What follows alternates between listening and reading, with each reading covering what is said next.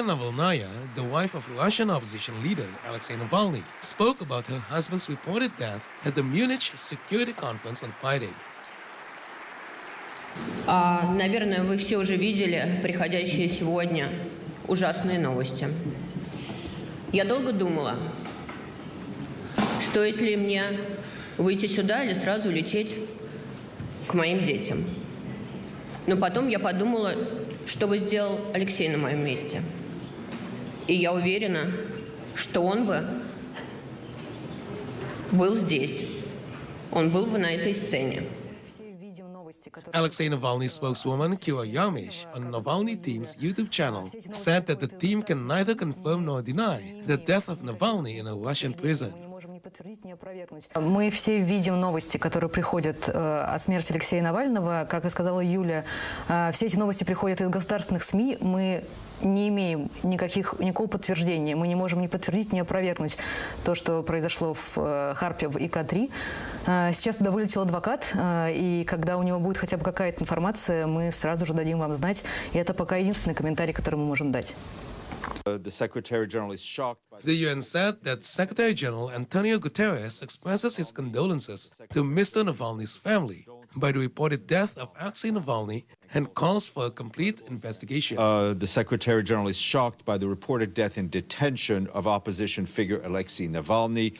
The Secretary General expresses his condolences to Mr. Navalny's family and calls for a full, credible, and transparent investigation into the circumstances of Mr. Navalny's reported death in custody. Meanwhile, Russian President Vladimir Putin visited the city of Chelyabinsk on Friday. This came after the Russian prison agencies said that imprisoned opposition leader Alexei Navalny had died. President Putin spoke to students and engineers during the visit as part of his tour of Russian regions ahead of next month's presidential election. According to Russian prison agency, Alexei Navalny died at 47 and was serving a 19-year sentence in the Arctic penal colony. The Federal Penitentiary Service said in a statement that Navalny felt unwell after a walk on Friday and lost consciousness. An ambulance arrived, but paramedics failed to revive him. The news of Navalny's death comes less than a month before Russia's election. It brought renewed criticism of the Kremlin leader, who has cracked down on all opposition at home.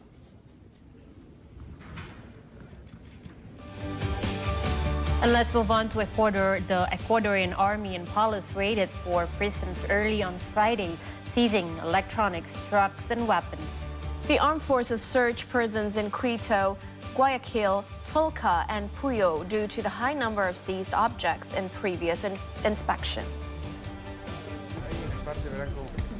Operations were still in progress late on Friday, where previously a series of unprecedented acts of violence were unleashed in Ecuador on January the 9th, following the escape of one of the drug lords and leaders of the dangerous criminal organization Los Choneros, Adolfo Macias, also known with the alias Fito. As violence spiraled, a criminal gang used weapons and grenades to intimidate media personnel and take over a TV station in Guayaquil. As a result, the government declared war on 22 groups described as terrorists and labeled them as military objective. The crime crisis in an Andean country has soared, especially since 2021, when prison massacres were repeated more than a dozen times, leaving a total of 450 inmates killed to date.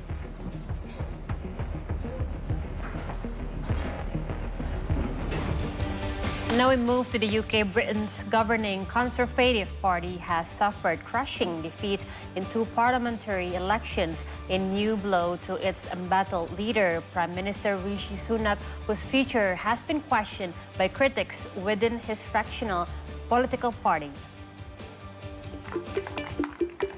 Voters in 2 UK districts have delivered new blows to belligerent Prime Minister Rishi Sunak. According to results on Friday, they elected opposition party lawmakers in seats that have been held by Sunak's Conservatives for years. Labour Party candidates won House the Kingswood and Wellingborough House of Commons seats in southwest England and the centre of the country. The 2 seats were initially won by Conservatives during the last national election in 2019. Additionally, the Hard Right Reform Party came third, which spells even more pressure on the Conservative. So I am delighted to be stood here as the newly elected Labour MP for Wellingborough.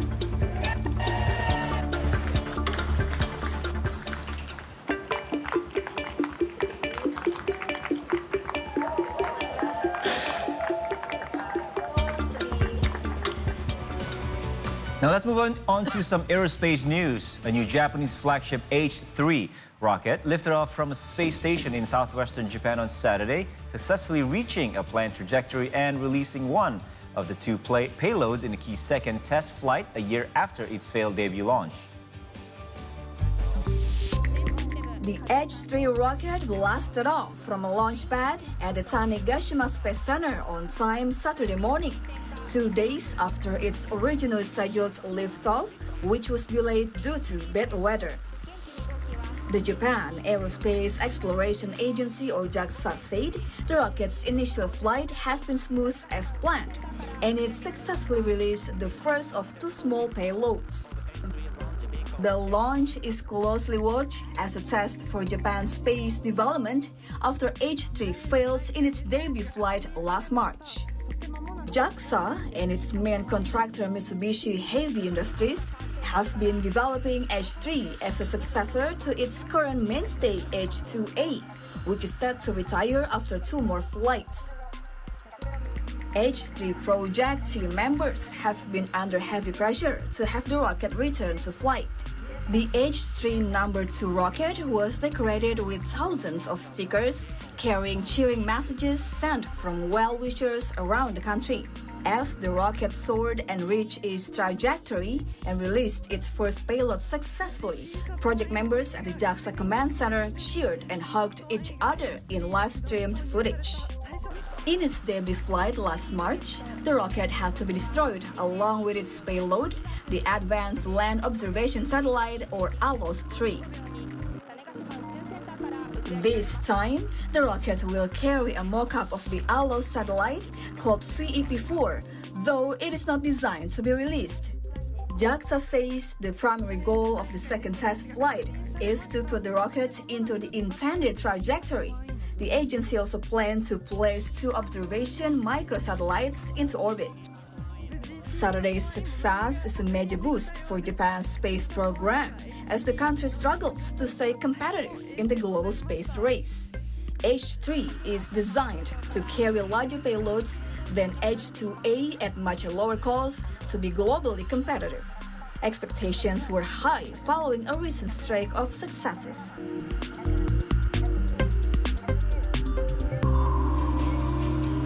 And now we have updates regarding the humanitarian crisis happening in Gaza. Egypt is now building a wall and is leveling land near its border with the Gaza Strip ahead of a planned Israeli offensive targeting the border city of Rafah. The London-based Sinai Foundation for Human Rights video shows a wall being constructed at the border. Satellite image analyzed on Friday by the Associated Press also showed ongoing construction of the wall, trucks, and what appeared to be precast concrete barriers being set up along the road. The satellite images taken Thursday by Maxar Technologies showed the ongoing construction on the wall, which sat along the Sheikh Zayed Rafah Road, some 3.5 kilometers west of the border with Gaza. Those satellite images correspond to features seen in a video by the Sinai Foundation. According to the foundation, the construction is intended to create a high-security, gated and isolated area near the borders with the Gaza Strip in preparation for the reception of Palestinian people in the case of a mass exodus. Egypt, which has not publicly acknowledged the construction repeatedly, has warned Israel not to forcibly expel the over 1 million Palestinians now displaced in Rafah across the border into its territory while it battles the militant group Hamas for a fifth month. However, the preparations on the Egyptian side of the border in the Sinai Peninsula suggest Cairo is preparing for just that scenario, something that could threaten its 1979 peace deal with Israel that's been a linchpin for regional security.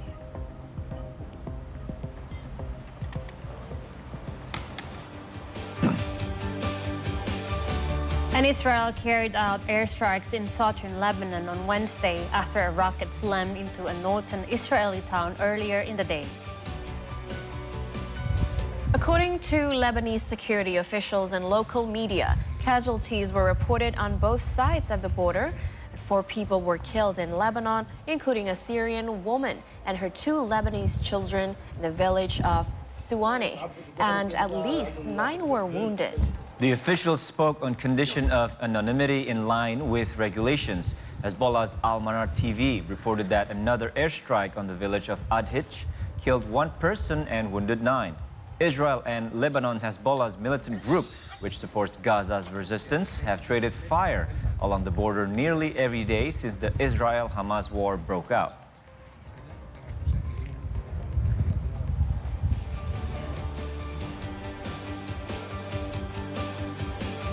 The 2024 Egypt Port Visit Task Force has completed its aid delivery mission for the Palestinian people. With the KRI Dr. Rajiman Widyodiningrat, the personnel are now on their way back home. But along the way, the Muslim personnel had the opportunity to perform Umrah in Saudi Arabia before finally leaving for Indonesia. Hundreds of tons of humanitarian aid for Palestinian people have been debarked to El Arish port on Friday from the Indonesian Navy ship KRI Dr. Rajiman Widyodiningrat. The loading and unloading process, which took 4 days since February the 13th, were conducted by the Indonesian Navy's Port Visit Task Force and El Arish Port Authority. This logistic will be delivered by the Egypt's residents to Palestine through the Rafah border crossing. The task force is now in its way home from El Arish Port, and they will take around 3 weeks to finally arrive in Indonesia. They started the day with debriefing and reviewed that all aid assistance were in good hands to be distributed to the Palestinian people.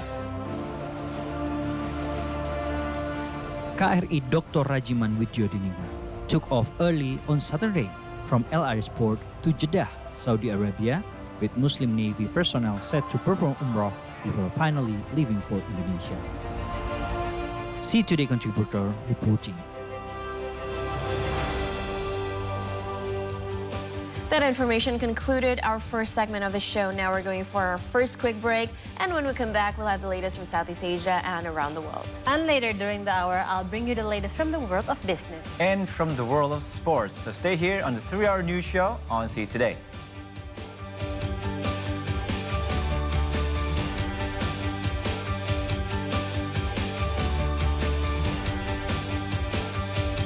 Their existence is now being critically endangered. Dia memiliki ekor yang sangat panjang, jauh lebih panjang daripada badannya sendiri. Tekniknya dia itu bergelombol, menggunakan punggung temannya untuk naik. Sebenarnya konservasi burung hantu di sini latar belakangnya jelas asas manfaat. Jadi kita pengen melestarikan burung, melestarikan satwa, tapi juga otomatis dampaknya ke masyarakat yang khususnya sekarang kalau di sini kan petani. Kalau Imlek kan kita memanggil orang tua kita. Dia pakainya dari awal sampai ke ujung pakai keranjang. Nah, kue keranjang itu melambangkan rezeki yang bertumpuk. 2, 4 itu untuk orang yang masih hidup. Kalau untuk 3 itu untuk leluhur. Satu malam bisa 400 kilo, kurang lebih 800 keranjang.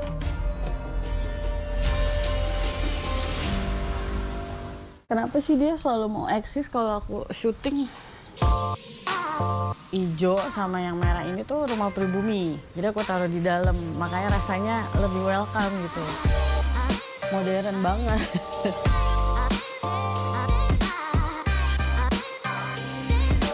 Dia tuh sempit banget kalau ceilingnya pendek.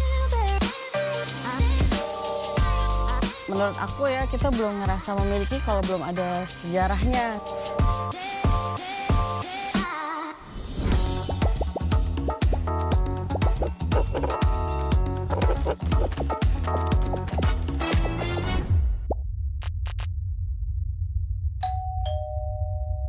China has been racing against time for rescue and disaster relief work after a landslide on Monday struck a mountainous village in southwest China's Yunnan province.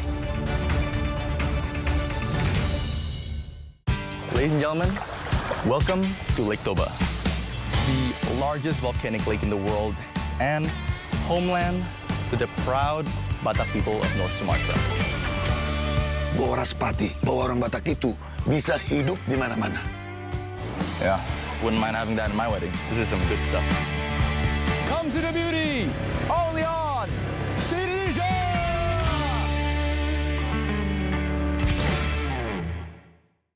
Hey there, buddies! Welcome back to another episode of Buddy Talk. Enggak, dia hostnya, kita co-hostnya. It's better to be overdressed than underdressed. That's Yeah, actually a good hack, because I used to live in Canada. That was our trick. Point to Manado on the Spanish. I'm horrible. I told you I'm bad. Dikira dengan banyaknya informasi itu kan jadi makin gampang gitu nulis. Iya. Tapi ternyata susah banget. About you that makes me indulge in the company of your own kind.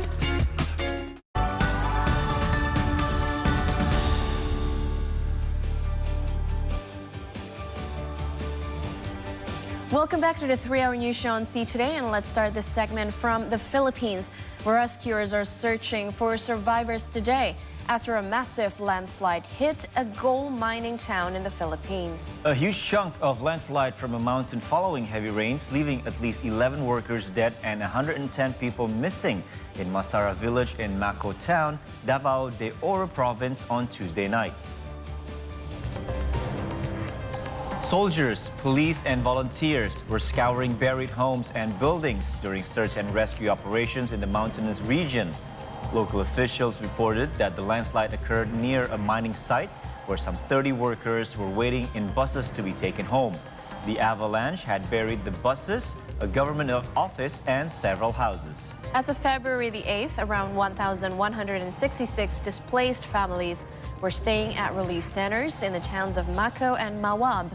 Executive Assistant at the Davao de Oro Information and Communications Office, Edward Macapili, told local media that they are hopeful there are still survivors among those buried, and that's why they are expediting the rescue and retrieval operation in the area. He added that authorities were investigating the mining company for potential safety lapses that resulted in the landslide. Davao de Oro is among the southern Philippine provinces pummeled by torrential rains due to the northeast monsoon and the throw of a low-pressure area. Philippine Weather Bureau Pagasa warned that the region may be battered by heavy to intense rains over the weekend.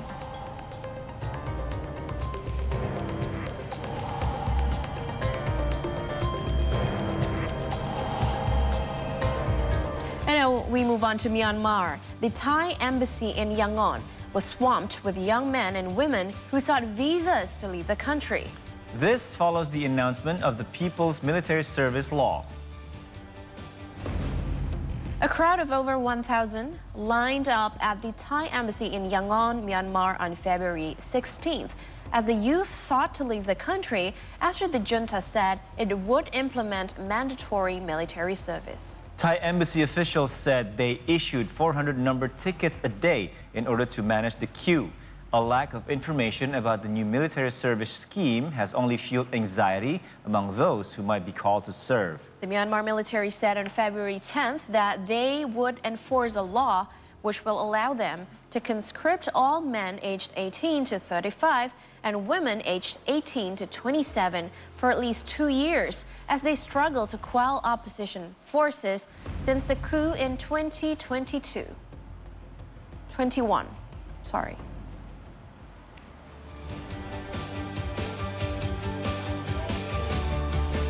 Let's move on to Malaysia, where a 57-year-old man was killed in a shootout with the police at Napoh, Changlun, Kedah, Malaysia on Friday. Kedah police said the suspect had 4 criminal records for drugs and firearms-related offenses. Following further search, the police found 2 pistols and 240 rounds of ammunition inside the man's car. Kedah Police Chief Dato' Fisol Saleh said that the incident took place at 5:30 p.m. when the man fired 2 shots at the police before he was killed in an operation dubbed Operation Laras. Fisol added that the suspect did not heed and comply police instructions. He said the man fired 2 shots at the police, which prompted officers to retaliate with 4 shots in self-defense. Their shots hit the man's left chest and killed him on the spot. The case is being investigated under Section 307 of the Penal Code and Section 8 of the 1960 Firearms Act. Further investigations would be conducted to determine if the man was involved with any criminal group. The suspect's body has been sent to the Jitra Hospital for post-mortem examination.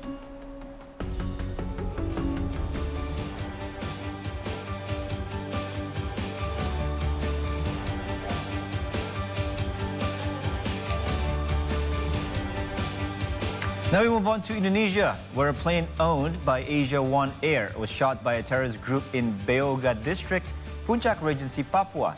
It is believed that the shooting was done intentionally to stop the pickup of ballot boxes from the district to the Regency.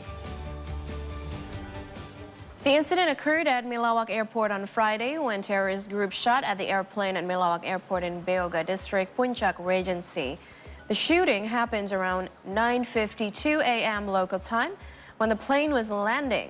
The shots came from Julukoma village and hit the plane's fuselage near the door.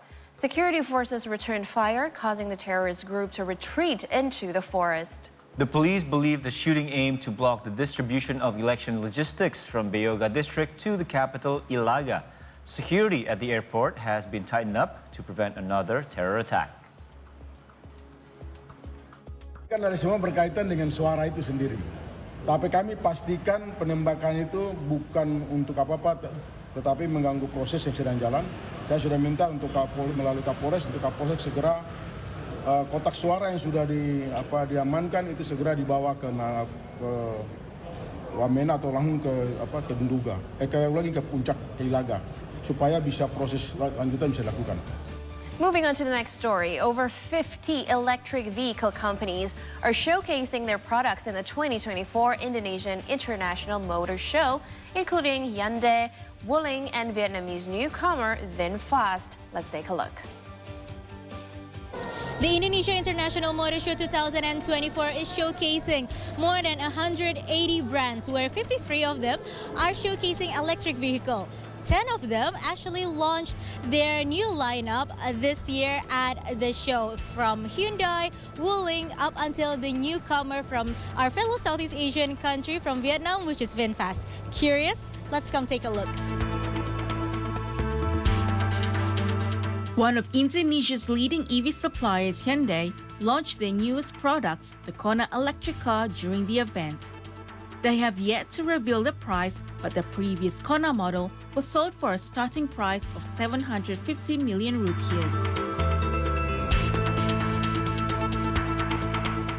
They also launched the Ioniq 5 Batik EV with 60 units available in Indonesia for 990 million rupiahs. Additionally, the Korean automaker aims to sell up to 1,700 units. Another popular EV in the Indonesian market is Wuling. The Chinese company recently launched the newest lineup of Cloud EV. Although the price has yet to be revealed, but it is projected to cost around 500 million rupiahs. They are only available for pre-booking, but will only start to arrive in March. Although the Indonesian market is inundated by decades-long dominance of Japanese, Korean, and Chinese automotive brands, a new challenger recently appeared on the horizon. A Southeast Asian brand called VinFast from Vietnam is making its debut in the Indonesian market at the 2024 IIMS. The Vietnamese brand displayed 6 EV variants, but only 2 will be available for purchase in Indonesia. They are the VF E34 and VF5, which boast a competitive starting price of 235 million rupiahs. Right. So this is the VF-E34 VinFast car that is going to be the first VinFast car that's going to be available in Indonesia. It is an electric car. As you see, the interior is very futuristic. There's going to be 8 colors available for this variant, and up to 1,000 units is going to be available in Indonesia. The price is going to start at 288 million rupiah up until 300 million rupiah. VinFast also announced the construction of a local electric vehicle factory in Indonesia. Although Indonesia is a promising market for the automotive sector, especially for the electric vehicle industry, the country's purchase growth is still comparably lower than others. Ya benernya jauh-jauh datang sini mencarinya elektrik ya. Karena yang bensin udah lewat lah kayaknya. Yang jelas elektrik yang saya incar memang kan banyak produk borak baru ya. Mobil listrik pasti fiturnya gitu ya. Yang kedua irit BBM. Nggak mau BBM lagi lah, irit lah ya. Irit dalam hal budgetnya udah luar biasa lah ya. Tapi saya tertarik juga dengan mobil listrik karena belum pernah coba ya. Dan yang saya tuju sih sebelumnya BYD. Kalau konvensional kan saya udah punya ya, sudah ada beberapa juga. Kalau mobil listrik belum. Kebetulan saya juga mau test drive BYD. Masih konvensional sih, karena kan memang mobil listrik sebetulnya bagus ya, cuman kan harus disesuaikan juga di rumah tuh. Kalau untuk ngecas mobil kan kita harus punya charging mobil dan lain-lain gitu ya menurut aku. The 2024 Indonesia International Motor Show is expected to generate up to 5.3 trillion rupiahs in sales with 470,000 visitors. Maudi Kalisha and Aswad Nainggolan for See Today. Now let's go back to our home country, Indonesia. The Chinese community in Meranti Islands Regency, Riau, recently held a traditional event called Tian Chui, or water fight. Yes, and it was held to celebrate the Chinese New Year, as well as boost unity and harmony between residents of diverse faiths and ethnicities. Thousands of residents from the local Chinese community in Selat Panjang Meranti Islands Regency, Riau, recently held the Tian Chui, a water fight traditional event, to welcome the Chinese New Year. However, the recent election day has caused the number of visitors to become lower than usual. Mungkin 7 kali saja. 7 kali. Dari Raya Imlek setiap Imlek ada ya, berarti? Setiap tahunnya ada ya? Kalau menurut saya tahun ini lebih sepi dibanding tahun ini karena ada pemilu, jadi lebih seru tahun menurut saya. Harapan kedepannya lah mungkin, atau diadakan lebih meriah lagi atau gimana itu? Mungkin harapannya bisa lebih ramai lagi sih. Terus ini pemerintah juga boleh lebih antusias dalam mengadakan event. Soalnya Selat Panjang kan yang ini yang lebih dikenal gitu. Those who attend the water fight came well armed with buckets, pails, plastic bags, and water guns. Not just that, they can hire rickshaws to take them across the city to attend the water fight. The water fight kicks off after the call to war breaks the air. Locals and visitors alike then proceed to throw water at each other and have a jolly good time, although everyone gets soaked. The tradition itself serves to boost unity and harmony between those of different faiths and ethnicities. See Today continues reporting from Meranti Islands, Riau.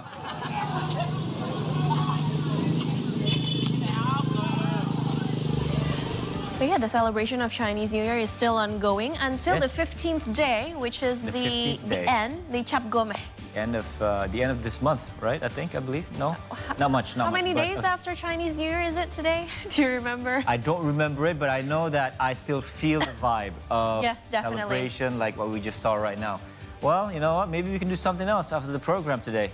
Good idea. And meanwhile, right now, we're going for another break. Yes, after that, we're going to have Aubrey back, and she's going to deliver some economics and business updates. What do you have for us? So for the business segment, I'm going to talk about the 4 ASEAN stock market that are planning to make a joint collaboration. So don't go anywhere. We'll be right back after the break.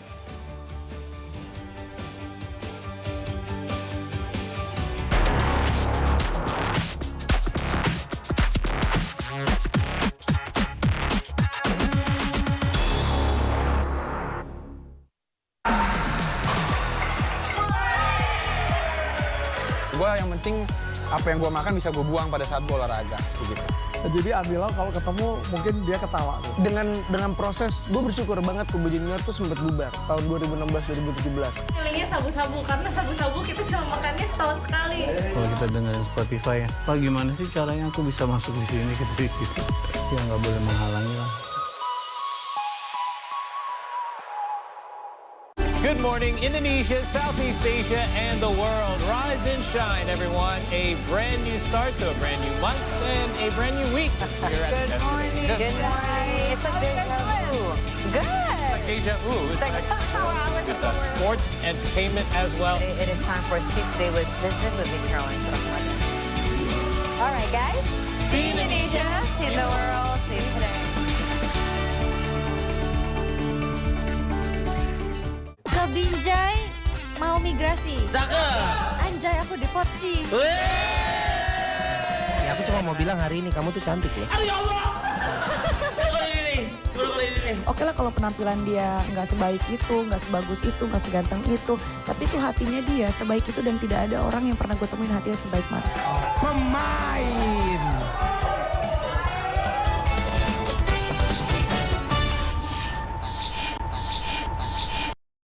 Berangkat aja dulu, kerjakan apa yang ada di depan kalian. Setidaknya kalian hari ini walaupun tidak mendapatkan uang, tapi kalian mendapatkan kesempatan. Walaupun di awal-awal itu banyak sekali rintangan dan tantangan.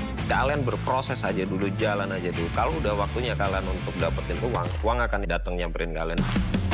Hal yang paling sangat utama untuk mengawali bisnis, ridho dan restu orang tua. Itu hal dan modal paling besar dalam mengawali usaha.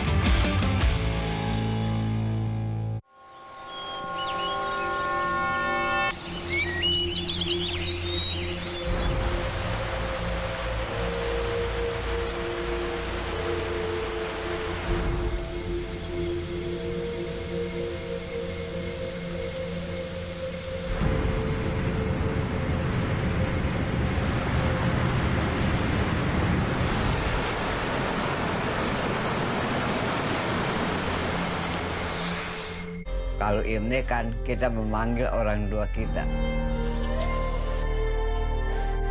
Dia pakainya dari awal sampai ke ujung pakai keranjang. Nah, kue keranjang itu melambangkan rezeki yang bertumpuk. 2, 4 itu untuk orang yang masih hidup. Kalau untuk 3 itu untuk leluhur. Satu malam bisa 400 kilo, kurang lebih 800 ranjang.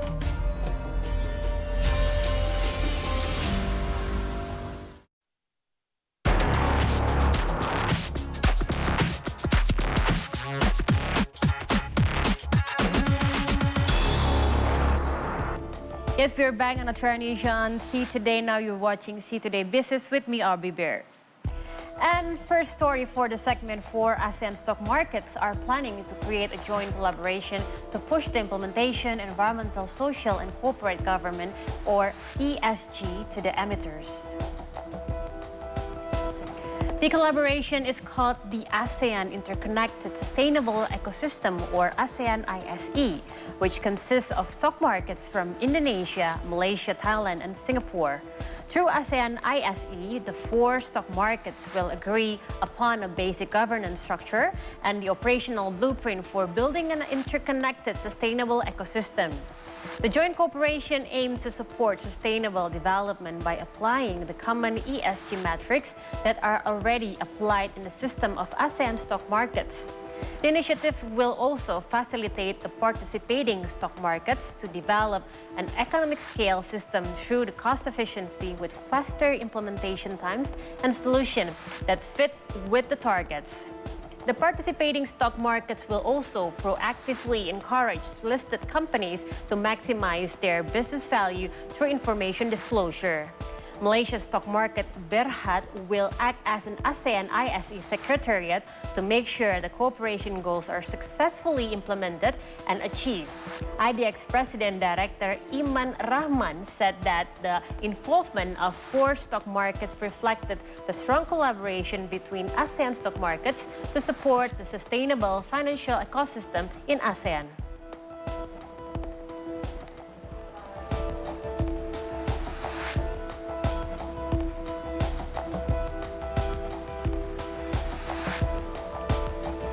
Next, Indonesian President Joko Widodo on Friday met with customer of PT Permodalan Nasional Medanis Membina Ekonomi Keluarga Sejahtera or PENM Mekar in Bekasi, West Java.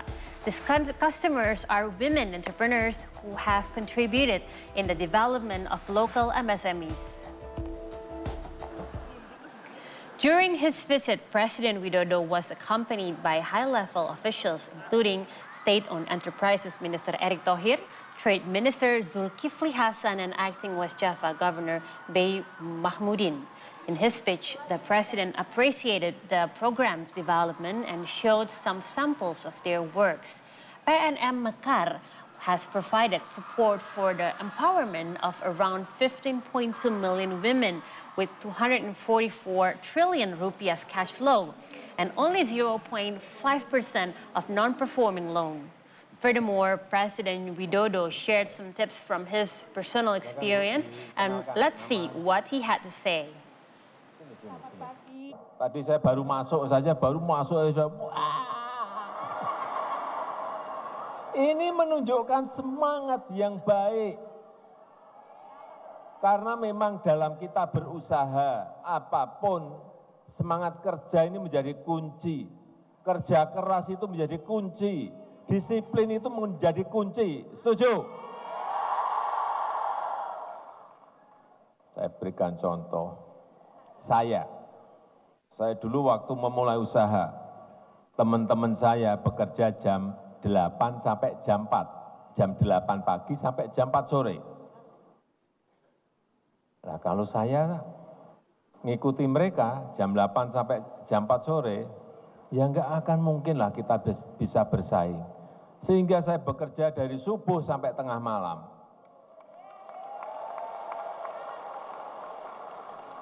Dulu menjualnya hanya di Solo saja. Kemudian tahun kedua sudah bisa sampai ke Jakarta, saat itu sampai ke Jakarta. Tahun ketiga saya sudah bisa ekspor. Karena kerja keras. From Indonesia, we move to the UK. Following Japan, UK Office for National Statistics reported preliminary reports or GDP figures on Thursday, which indicate that the United Kingdom's economy also slipped into recession. Preliminary data shows that their economic growth declined for 2 consecutive quarters toward the end of 2023. The agency estimated the United Kingdom to experience further contraction, with economic growth predicted to shrink by 0.3% in the fourth quarter of 2023, deeper than the third quarter growth that fell by 0.1%. All major sectors fell in the most recent quarter, especially in manufacturing, construction, and wholesale, which are the biggest contributors to the slowing growth of UK's economy. UK's economic growth is estimated to have increased by 0.1% for the whole of 2023, which is the weakest annual change in real GDP since the financial crisis back in 2009, without counting the effect of the COVID-19 pandemic back in 2020. Based on this performance, the UK could be joining Japan as yet another advanced economic country with their economy going into recession. Based on our early data, GDP has now fallen in the 2 most recent quarters. While some commentators talk about technical recessions, we, along with most experts, think it's sensible to consider the wider picture. The UK economy has been broadly flat over the past year. UK Chancellor Jeremy Hunt said on Thursday that the government expected economic growth to be weaker and will be focused on tackling inflation.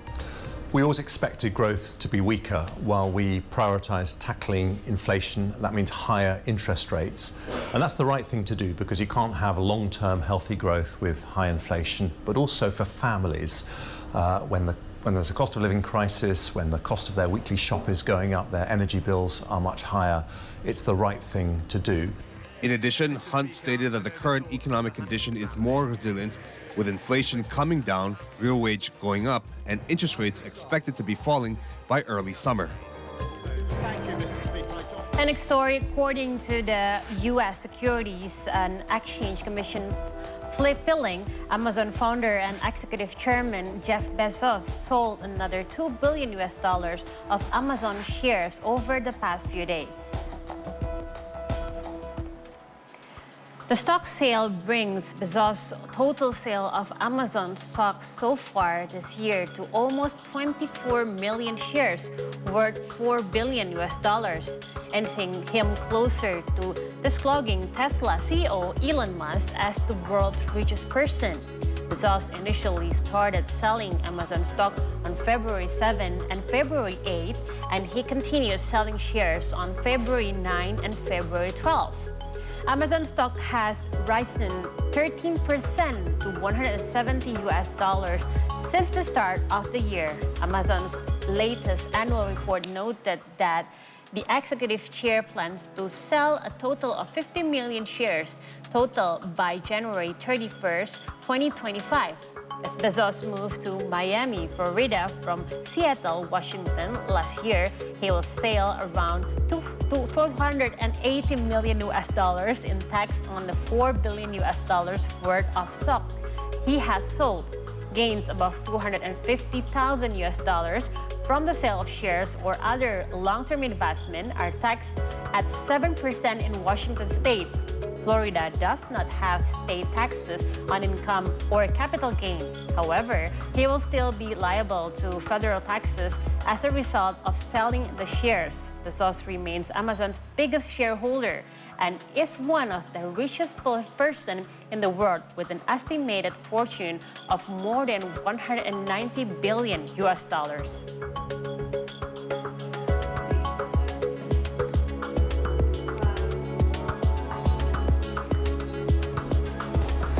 And those are the business updates for this hour. When we return, we have Ranga for the latest from the sport world.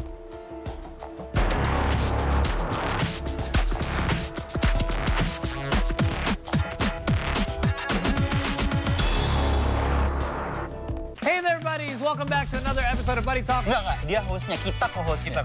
It's better to be overdressed than underdressed. That's actually a good hack, because I used to live in Canada. That was our trick. Point to Manado on the smash.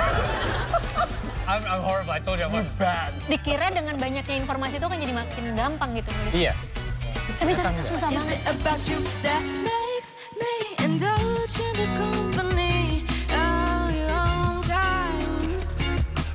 And we have more business updates right here from our nation, where the Association of Indonesian Automotive Manufacturers, or GAIKINDO, reported that over 1 million vehicles were sold in Indonesia last year. The Indonesian government has announced plans to allocate around 4.8 billion rupiahs for this year's pre-employment program.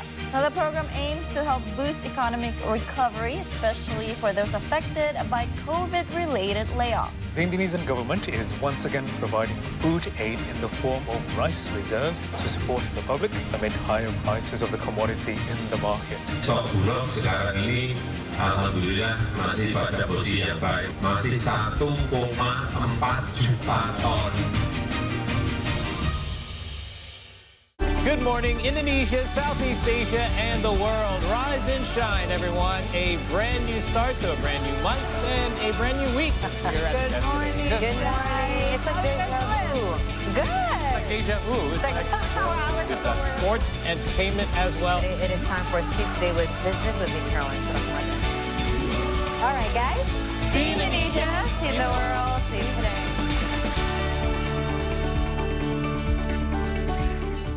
Kalau Imlek kan kita memanggil orang tua kita. Dia pakainya dari awal sampai ke ujung pakai keranjang. Nah, kue keranjang itu melambangkan rezeki yang bertumpuk. 2, 4 itu untuk orang yang masih hidup. Kalau untuk 3 itu untuk leluhur. Satu malam bisa 400 kilo, kurang lebih 800 ranjang.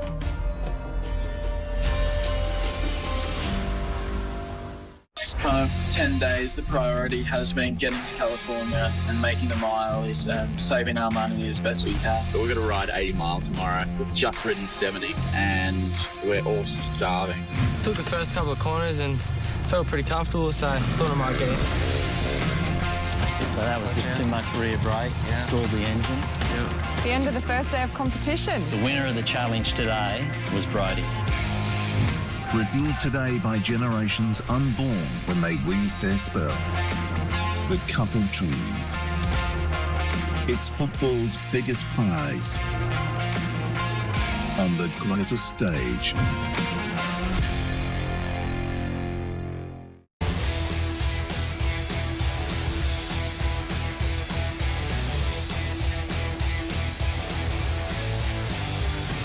Hello guys, welcome back to the 3-Hour News Show on CE Today, and it's time for you sports enthusiasts, sports fans, for me to bring you your first sports updates of the afternoon. We're going to start with badminton, where the Indonesian women's badminton team advanced to the semifinals of the 2024 Badminton Asia Team Championship after beating Malaysia 3-0 on Friday's quarterfinals at Setia City Convention Center in Selangor, Malaysia. Putri Kusumawardani became the first Indonesian shuttler to give a point for the team after defeating Laksana Karupatevan of Malaysia 21-12, 18-21 and 21-13 in a rubber game.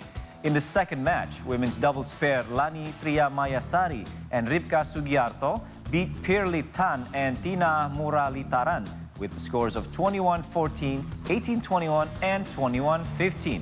Meanwhile, Esther Narumi Triwardoyo also stunned Wong Ling Ching with scores of 14-21, 21-15 and 21-16, which secured a ticket for Indonesia to reach the semi-finals. The women's team will next face Thailand, who previously defeated Chinese Taipei in the quarterfinals.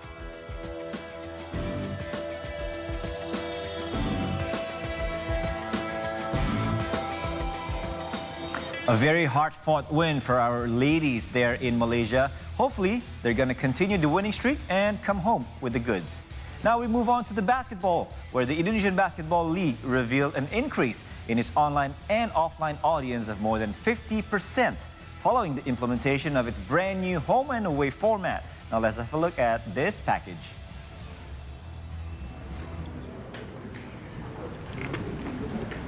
The Indonesian Basketball League, or IBL, is seeing improvements in its organization.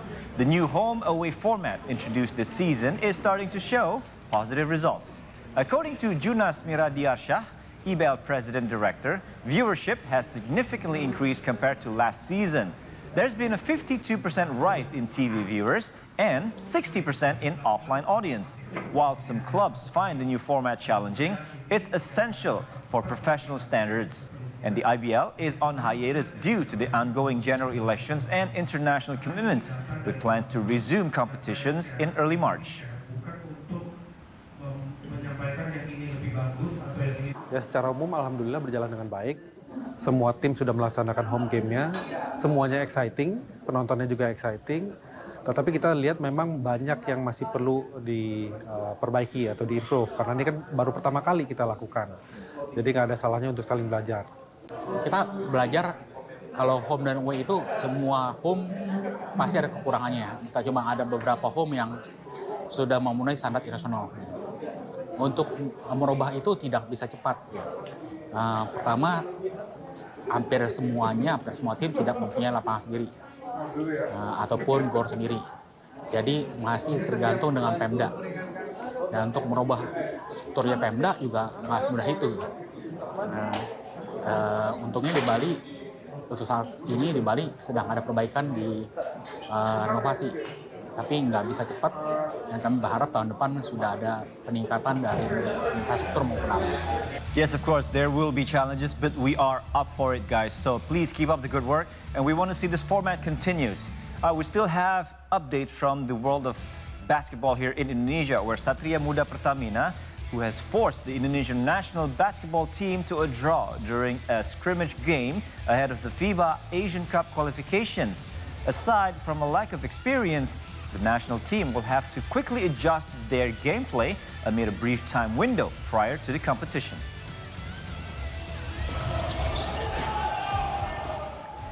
The Indonesian national basketball team held a scrimmage game against Satria Muda Pertamina after failing to secure a trial game against Dewa United several weeks ago.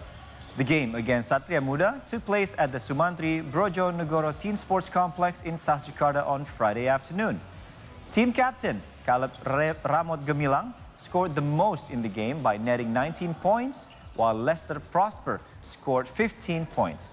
Meanwhile, Agassi Goantara notched 7 points and 7 rebounds.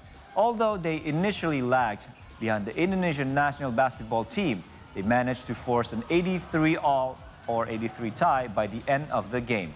Aside from the final result, the national squad is also set to make a series of improvements.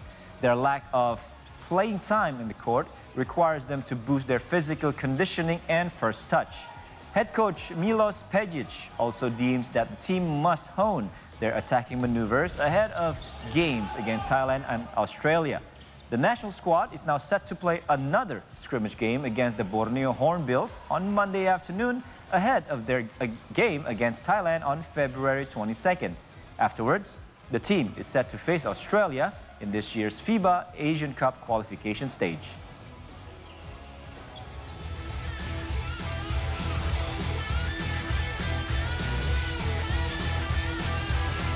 All right, guys, stay focused there on our national basketball team. Hopefully they're going to do well against Australia.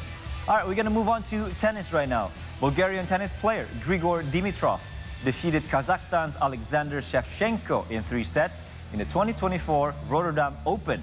This victory earns Dimitrov a spot in the semifinals where he will face French tennis player Alex de Minaur, who defeated Andrei Rublev in 3 sets.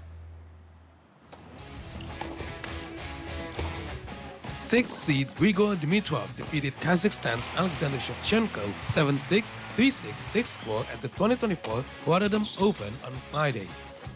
Dimitrov is now qualified for the semifinals. The Bulgarian world number 13 was second best to Shevchenko in terms of aces, winners, and unforced errors, but still found a way through. In the semifinal match, Dimitrov will face Australian player Alex de Minaur, who won over his opponent Andrei Rublev.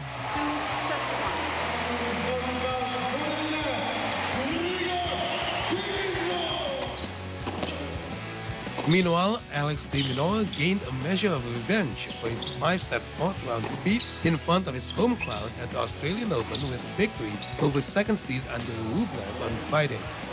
The world number 11 came through 7-6, 4-6, and 6-3 to book a place in the semis against Grigor Dimitrov. An angry Rublev consistently complained about line calls. Ranked 5th in the world, the Russian now trails de Minaur 4-3 in their overall head-to-head.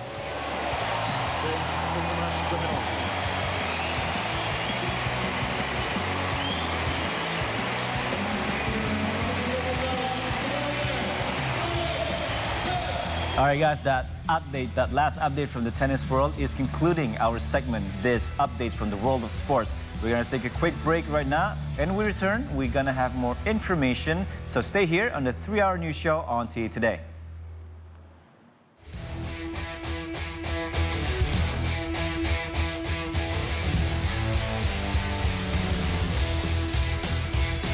Their existence is now being critically endangered. Dia memiliki ekor yang sangat panjang, jauh lebih panjang daripada badannya sendiri. Tekniknya dia keluar itu bergelombol, menggunakan punggung temannya untuk naik. Sebenarnya konservasi burung hantu di sini latar belakangnya jelas asas manfaat. Jadi kita pengen melestarikan burung, melestarikan satwa, tapi juga otomatis dampaknya ke masyarakat yang khususnya sekarang kalau di sini kan petani. Kalau Imlek kan kita memanggil orang tua kita. Dia pakainya dari awal sampai ke ujung pakai keranjang. Nah, kue keranjang itu melambangkan rezeki yang bertumpuk. 2, 4 itu untuk orang yang masih hidup. Kalau untuk 3 itu untuk leluhur. Satu malam bisa 400 kilo, kurang lebih 800 ranjang.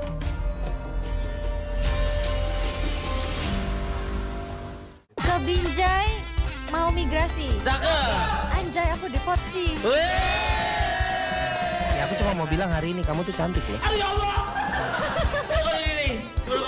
Oke lah kalau penampilan dia nggak sebaik itu, nggak sebagus itu, nggak seganteng itu, tapi itu hatinya dia sebaik itu dan tidak ada orang yang pernah gue temuin hatinya sebaik Mars. Pemain.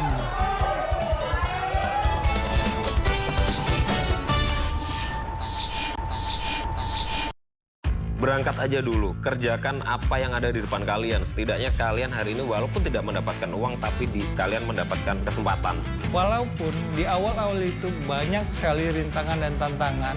Kalian berproses aja dulu, jalan aja dulu. Kalau udah waktunya kalian untuk dapetin uang akan datang nyamperin kalian. hal yang paling sangat utama untuk mengawali bisnis, ridho dan restu orang tua. Itu hal dan modal paling besar dalam mengawali usaha. Ladies and gentlemen, welcome to Lake Toba, the largest volcanic lake in the world and homeland to the proud Batak people of North Sumatra. Bahwa Raspati, bahwa orang Batak itu bisa hidup di mana-mana. Yeah, wouldn't mind having that in my wedding. This is some good stuff. Come to the beauty, only on CDJ!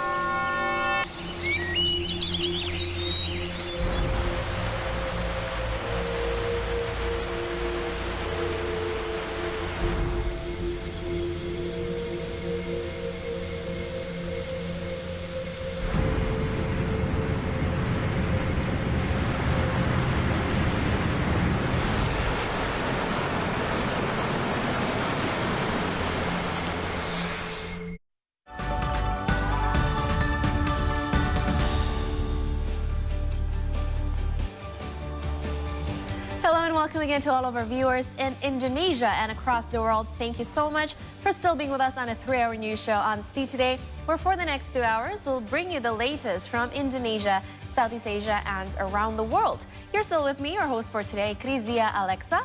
Hi, I'm Ranga Estemat, and welcome to the 3-hour news show. Before we start, make sure you follow us on X, Instagram, YouTube at See Today News for our latest updates. And with us today is Aubrey for the latest from the business world. Yes, thank you, Ranga. I'm Aubrey Bear. We'll take a look at market and business updates from the country, the region, and elsewhere around the world. But now let's take a look at what made the top stories for today. The 2024 Egypt Port Visit Task Force has completed its aid delivery mission for the Palestinian people and is now on its way back home to Indonesia.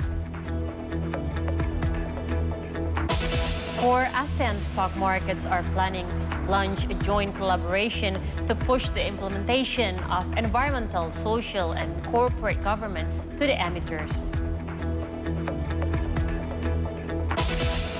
The Indonesian women's badminton team advanced to the semifinals of the 2024 Badminton Asia Team Championship after beating Malaysia 3-0 on Friday at the quarterfinals. And later in our See the Story segment, we will learn about fullball, a sport that combines basketball, handball, and football, with the founder and inventor, Rizky Arif.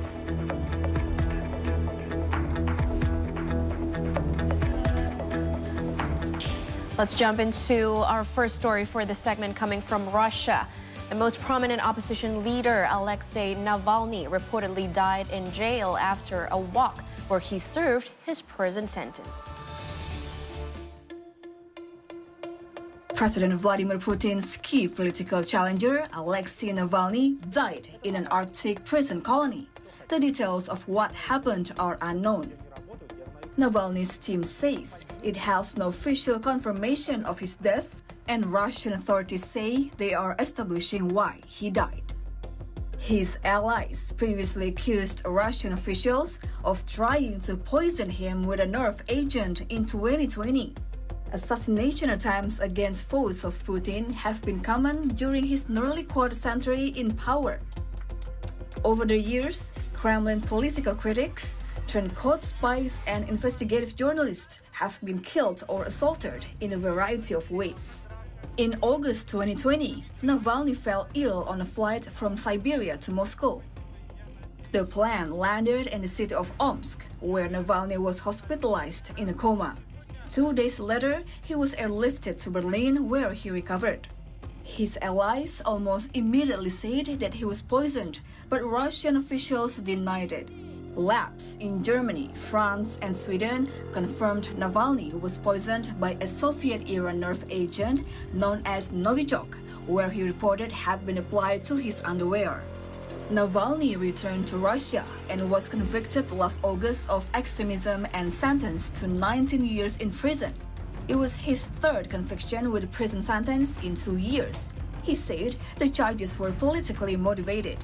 Those close to the victims and the few survivors have blamed Russian authorities, but the Kremlin has routinely denied involvement. Navalny, a 47-year-old former lawyer, rose to fame more than a decade ago for blogging about what he called massive corruption and luxury among Russia's criminal and thieving elite. And let's move on to Ecuador. The Ecuadorian army and police raided 4 prisons early on Friday, seizing electronics, drugs, and weapons. The armed forces searched prisons in Quito, Guayaquil, Tolca, and Puyo due to the high number of seized objects in previous inspections. Operations were still in progress late Friday. Previously, a series of unprecedented acts of violence were unleashed in Ecuador on January the 9th, following the escape of one of the drug lords and leaders of the dangerous criminal organization, Los Choneros, Adolfo Macias, alias Fito. As violence spiraled, a criminal gang used weapons and grenades to intimidate media personnel and take over a TV station in Guayaquil. As a result, the government declared war on 22 groups described as terrorists and labeled them as military objective. The crime crisis in the Andean country has soared, especially since 2021, when prison massacres were repeated more than a dozen times, leaving a total of 450 inmates killed to date.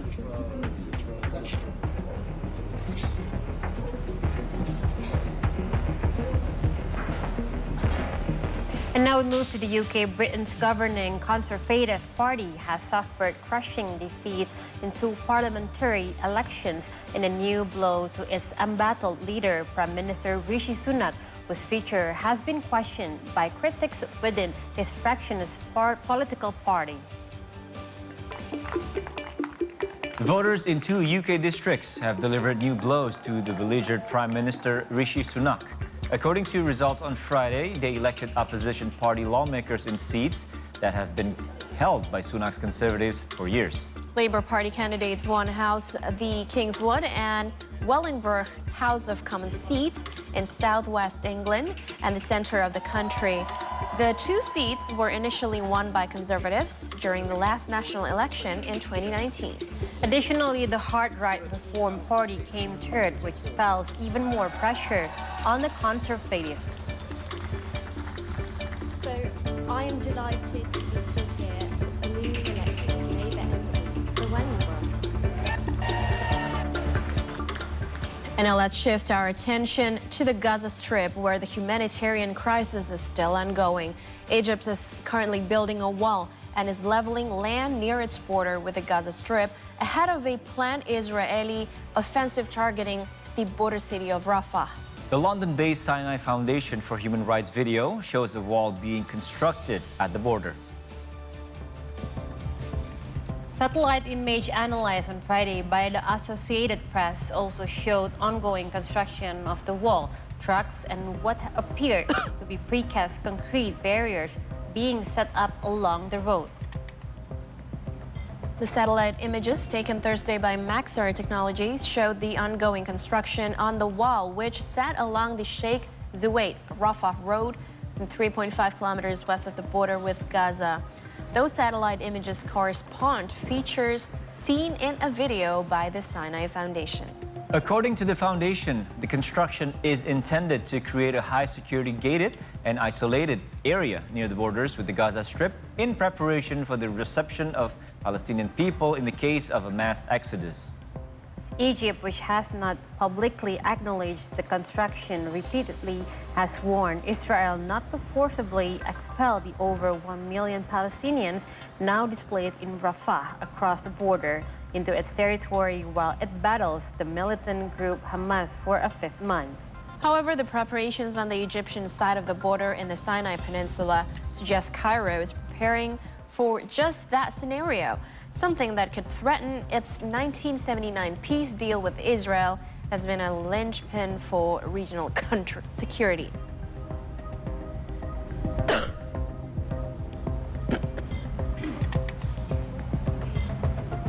Israel carried out airstrike in southern Lebanon on Wednesday after a rocket slammed into a northern Israeli town earlier in the day.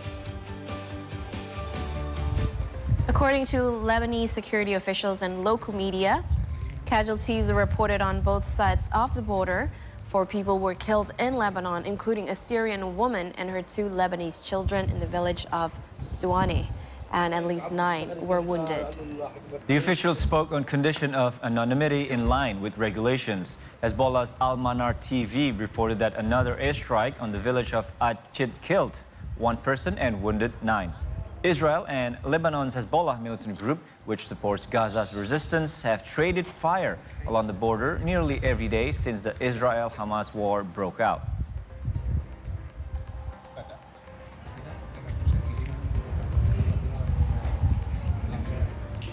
Around 10,000 runners participated in a Run for Gaza marathon in Cairo on Friday.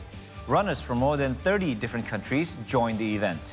The marathon is an embodiment of solidarity and support of reaching a ceasefire and stopping the war. Around 10,000 runners participated in the Run for Gaza marathon in Cairo on Friday. Runners from more than 30 different countries joined the event.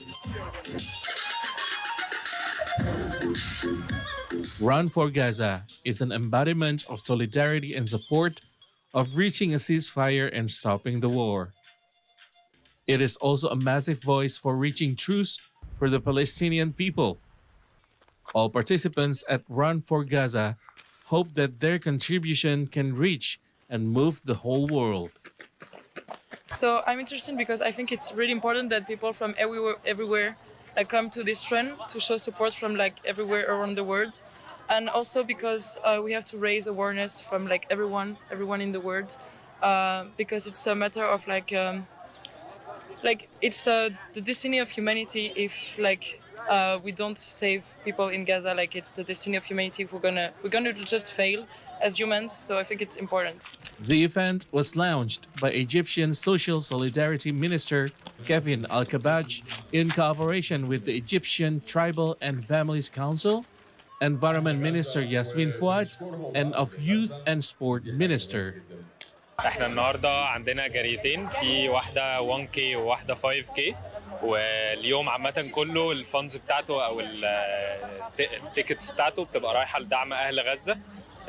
كان غرض اليوم عامه ان هم يكونوا بيساعدوهم علشان يودوا لهم الحاجات اللي هم محتاجينها. The run took place in the Wadi Degla Natural Protectorate in the district of Madi in Cairo, Egypt. All ticket sales for the event are going to support the people in the Gaza Strip with urgent humanitarian aid. All right, on to some aerospace news. A new Japanese flagship H-3 rocket lifted off from a space station in southwestern Japan on Saturday, successfully reaching a planned trajectory and releasing one of the 2 payloads in a key second test flight a year after its failed debut launch. The H-3 rocket blasted off from a launch pad at the Tanegashima Space Center on time Saturday morning, 2 days after its originally scheduled liftoff, which was delayed due to bad weather. The Japan Aerospace Exploration Agency, or JAXA, said the rocket's initial flight has been smooth as planned, and it successfully released the first of 2 small payloads. The launch is closely watched as a test for Japan's space development after H-3 failed in its debut flight last March. JAXA and its main contractor Mitsubishi Heavy Industries have been developing H-3 as a successor to its current mainstay H-2A, which is set to retire after 2 more flights. H-3 project team members have been under heavy pressure to have the rocket return to flight.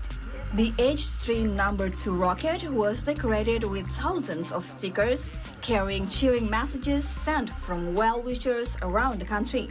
As the rocket soared and reached its trajectory and released its first payload successfully, project members at the JAXA Command Center cheered and hugged each other in live-streamed footage.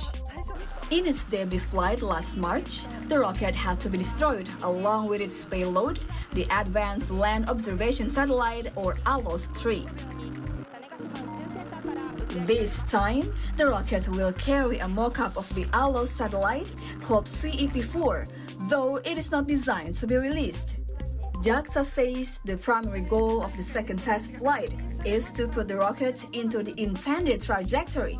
The agency also plans to place 2 observation microsatellites into orbit. Saturday's success is a major boost for Japan's space program as the country struggles to stay competitive in the global space race. H3 is designed to carry larger payloads than H2A at much lower cost to be globally competitive. Expectations were high following a recent streak of successes.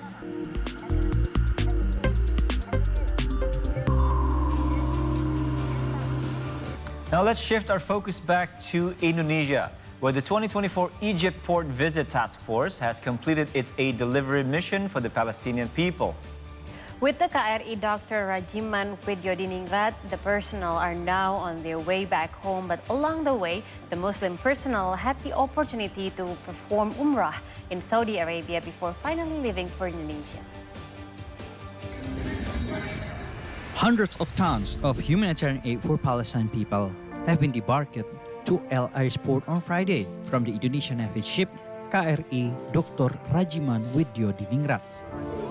The loading and unloading process, which took 4 days since February the 13th, were conducted by the Indonesian Navy's Port Visit Task Force and El Aris Port Authority. This logistic will be delivered by the Egypt's residents to Palestine through the Rafah border crossing. The task force is now in its way home from El Aris port, and they will take around 3 weeks to finally arrive in Indonesia. They started the day with debriefing and reviewed that all aid assistance were in good hands to be distributed to the Palestinian people. KRI Dr. Rajiman Widyodiningrat took off early on Saturday from El Aris port to Jeddah, Saudi Arabia, with Muslim Navy personnel set to perform Umrah before finally leaving for Indonesia. See Today contributor reporting. Now on to updates about the elections here in Indonesia, where authorities faced harsh conditions at sea to transport the election logistics to Bakung Serumpun, Lingga sub-district. The 1-hour journey amidst large waves was challenging. The polling organizers in Bakung Serumpun sub-district had to return the voting boxes via sea transport using a boat. With the police and members of the election watchdog closely supervising, the journey took about an hour from the village of Tanjung Lipat Lingga to the logistic warehouse. However, when sailing with rough waves and strong winds, the team faced difficulty. They used tarps to cover the boxes and hold them tightly to avoid getting wet.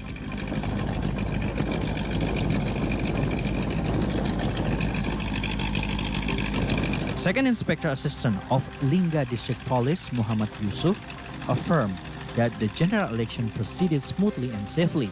Pada seluruh kawan-kawan yang PAM semangat, kami di Rejai, khususnya di Tanjung Lipat,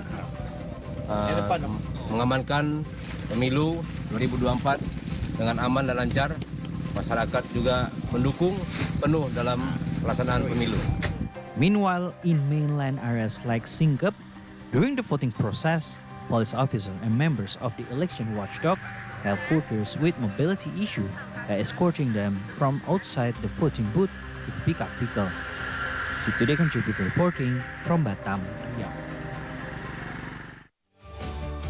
The Indonesia's election office reported 35 deaths and almost 4,000 poll organizers fell ill after serving in the vote counting process. The numbers came from various regions, including East Java, West Java, Jakarta, among others.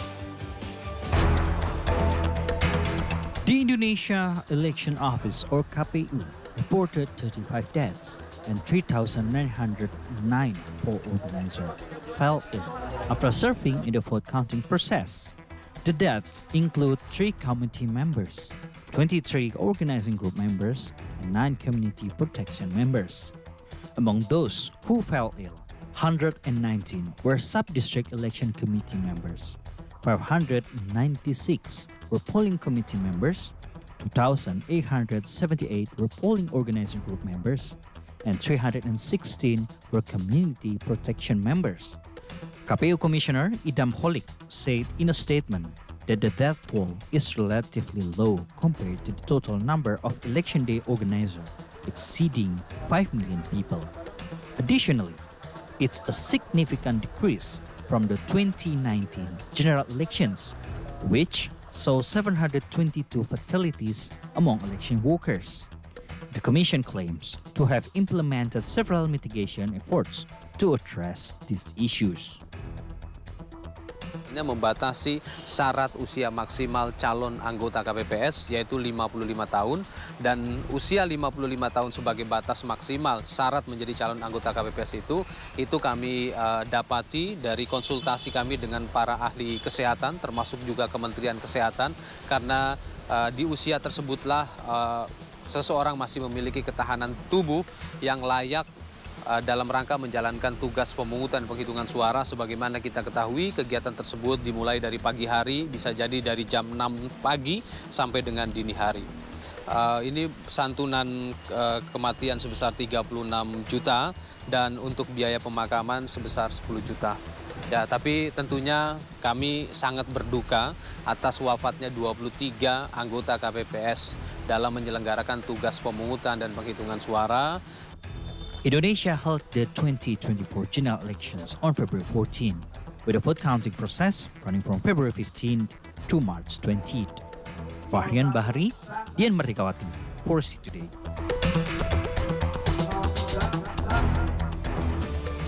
The UK ambassador to Indonesia and Timor-Leste, Dominic Jeremy, showed his support on Thursday through his social media account. The ambassador's support and reaction also indicated a continued and strengthened diplomatic relationship between the two countries. Through his social media account, the UK ambassador to Indonesia and Timor-Leste, Dominic Jeremy, described the general elections in Indonesia as a truly epic festival of democracy and wished best of luck to all the candidates, both legislative and executive. Furthermore, Jeremy noted the clear pride of the Indonesian people in their democracy and stated that the UK is proud to stand together with Indonesia in supporting shared democratic values. Indonesia has several bilateral cooperation with the UK, such as providing $20 billion for climate financing through the Just Energy Transition Partnership, or GETP, for Indonesia.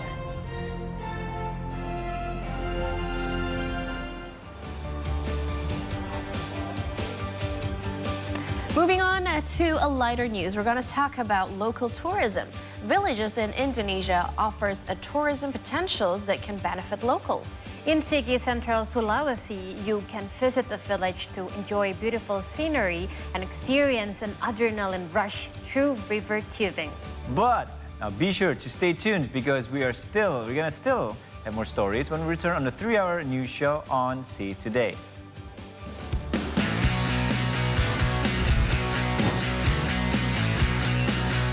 Beautiful scenery and an adrenaline rush are two things offered in Tonghua Village, Sigi Central, Sulawesi. And the activity to experience both is river tubing.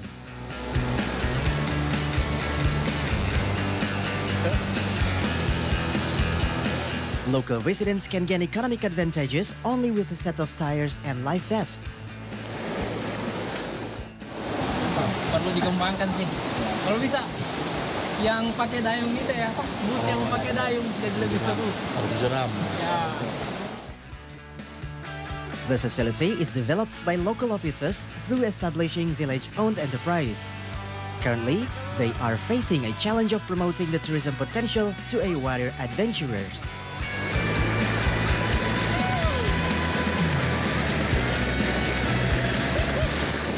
See Today contributor reporting from Sigi Central, Sulawesi.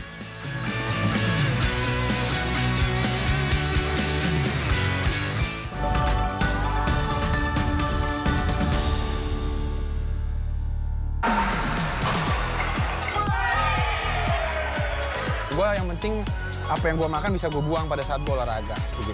Jadi Anila kalau ketemu mungkin dia ketawa tuh. Dengan proses gue bersyukur banget Kubu Junior tuh sempat bubar tahun 2016-2017. Feelingnya sabu-sabu karena sabu-sabu kita cuma makannya setahun sekali. Kalau kita dengerin Spotify ya, Pak gimana sih caranya aku bisa masuk di sini gitu. Ya nggak boleh menghalangi lah. Kenapa sih dia selalu mau eksis kalau aku syuting? Ijo sama yang merah ini tuh rumah pribumi. Jadi aku taruh di dalam, makanya rasanya lebih welcome gitu. Modern banget.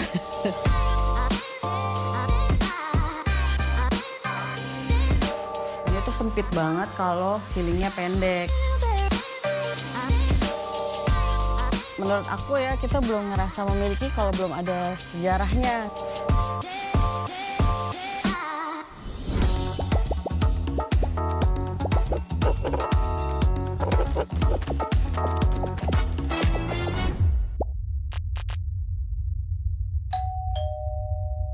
China has been racing against time for rescue and disaster relief work after a landslide on Monday struck a mountainous village in southwest China's Yunnan province. Kalau Imlek kan kita memanggil orang tua kita. Dia pakainya dari awal sampai ke ujung pakai keranjang. Nah, kue keranjang itu melambangkan rezeki yang bertumpuk. 2, 4 itu untuk orang yang masih hidup. Kalau untuk 3 itu untuk leluhur. Satu malam bisa 400 kilo, kurang lebih 800 ranjang.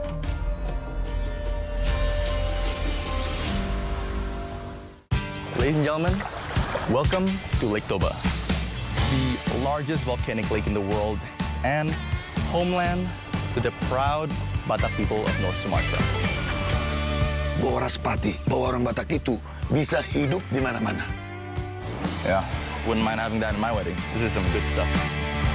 Come to the beauty, only on Indonesia!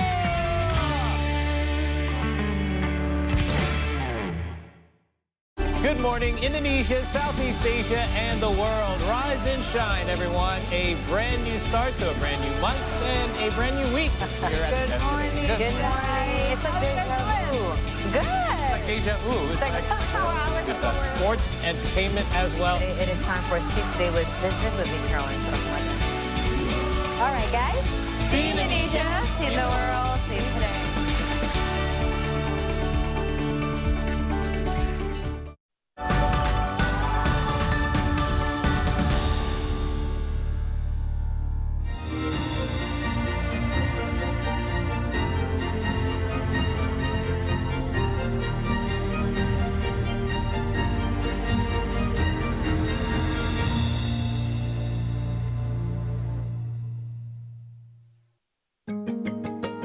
If you visit Ternate, North Maluku, you will have a diverse tourism experience.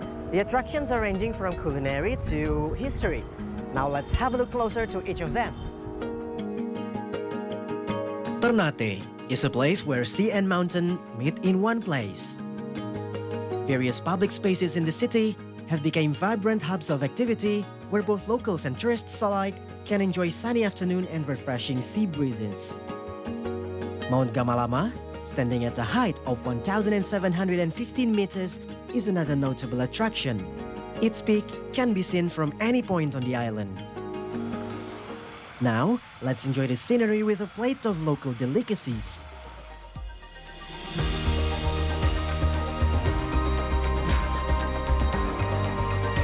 In the eastern part of Indonesia, including Ternate, locals eat papeda as a staple food. It is a type of congee made from sagu starch. And the papeda is ready to serve. Terima kasih, Ibu. I can't wait to taste how it feels like to be combined with these various dishes. I hope you're hungry.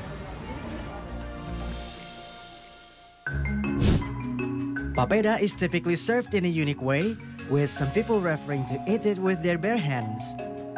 To enhance the flavor, there are two options of broth available. The yellow broth consists of more spices than the other.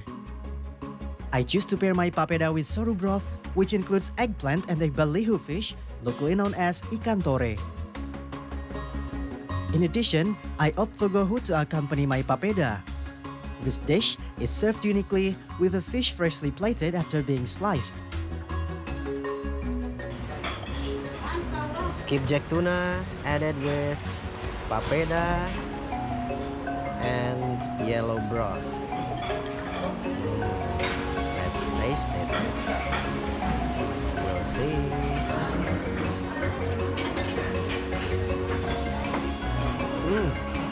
There's unique texture from papeda, and the taste of skipjack tuna is quite distinctive.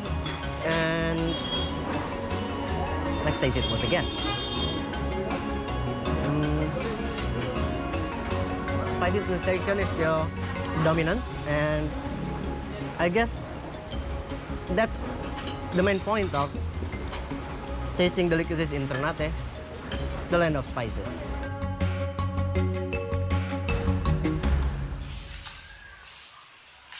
Spices, including nutmeg, are an integral part of Ternate identity. For centuries, nutmeg has been highly valued due to its scarcity and geographical characteristics. It is used both as a food ingredient and in medicine. Hence, Fort Toluco was built in the 16th century, symbolizing the struggle for economic and political power through the spice trade. Today, Fort Toluco is one of 8 fortresses throughout Ternate, famous as a tourist destination with no admission fee.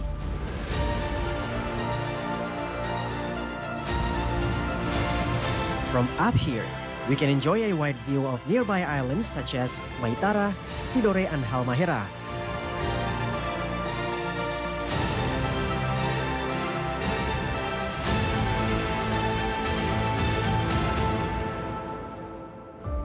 Over the years on the 17th century, Fort Toluco had witnessed some battles between European colonials to control spice trade in the eastern part of this Ternate island. And as one of the main commodities in Maluku Island, spices were only found here prior to the 18th century.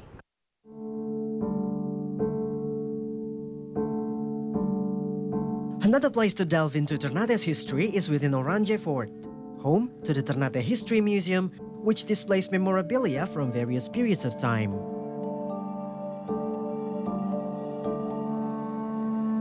However, one particular exhibit caught my attention. It focuses on the expedition naturalist Alfred Russel Wallace. Wallace is renowned for proposing a boundary line through Southeast Asia that divides Asia in Australian animal groups. This idea emerged after Wallace collected over 125,000 specimens in Southeast Asia. Throughout his 90 years of life, Wallace wrote 20 books, including The Malay Archipelago. The Malay Archipelago, or locally known translates to Kepulauan Nusantara, chronicles Wallace's exploration in 8 years in Southeast Asia. In 1858, Wallace and Charles Darwin collaborated to write a scientific paper discussing their evidence on natural selection and evolution. In 1859, Charles Darwin published On the Origin of Species, presenting his theory of natural selection to a broader audience. Although the theory is commonly associated with Darwin, Wallace made significant contributions through his explorations. Aside from Wallace, a local guide named Ali also worth to be mentioned. Throughout 3 years of his stay in Ternate, Wallace was accompanied by the 15-year-old. This mural is drawn at the A. Wallace Ale, referring to Ali's photo in February 1862, while the boy from Sarawak accompanied Wallace to depart for England.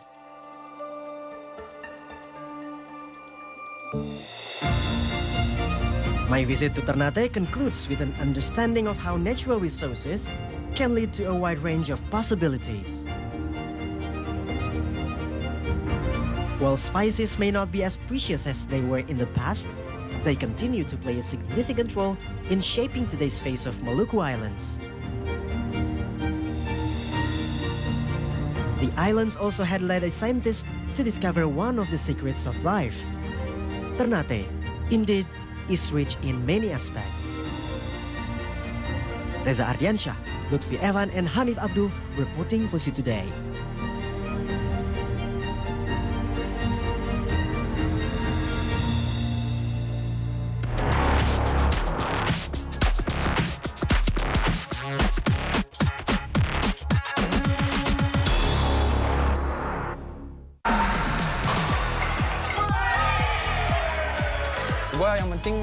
apa yang gue makan bisa gue buang pada saat gue olahraga gitu.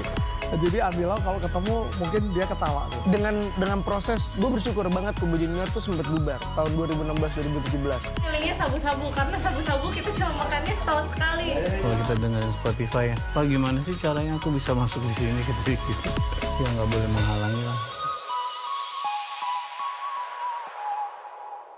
Good morning, Indonesia, Southeast Asia, and the world. Rise and shine, everyone. A brand new start to a brand new month and a brand new week. Here at Good morning. Good morning. It's a deja vu. Good. Deja vu. It's like with sports, entertainment as well. It is time for See Today with Business with me, Caroline Sarapmata. All right, guys. See Indonesia, see the world, see today. Ke Binjai mau migrasi. Cakep. Anjay, aku depot sih. Ya, aku cuma mau bilang hari ini kamu tuh cantik loh. Aduh ya Allah. Oke lah kalau penampilan dia nggak sebaik itu, nggak sebagus itu, nggak seganteng itu, tapi itu hatinya dia sebaik itu dan tidak ada orang yang pernah gue temuin hatinya sebaik Mars. Pemain.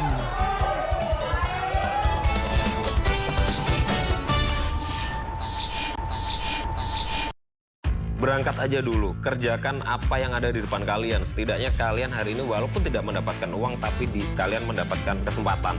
Walaupun di awal-awal itu banyak sekali rintangan dan tantangan. Kalian berproses aja dulu, jalan aja dulu. Kalau udah waktunya kalian untuk dapetin uang akan datang nyamperin kalian.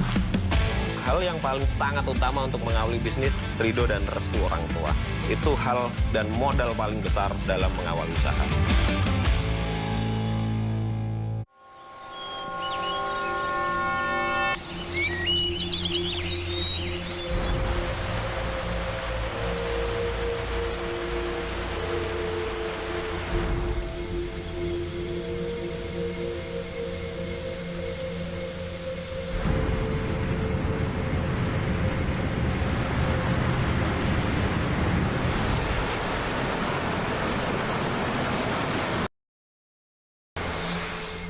Kalau Imlek kan kita memanggil orang tua kita. Dia pakainya dari awal sampai ke ujung pakai keranjang. Nah, kue keranjang itu melambangkan rezeki yang bertumpuk. 2, 4 itu untuk orang yang masih hidup. Kalau untuk 3 itu untuk leluhur. Satu malam bisa 400 kilo, kurang lebih 800 ranjang.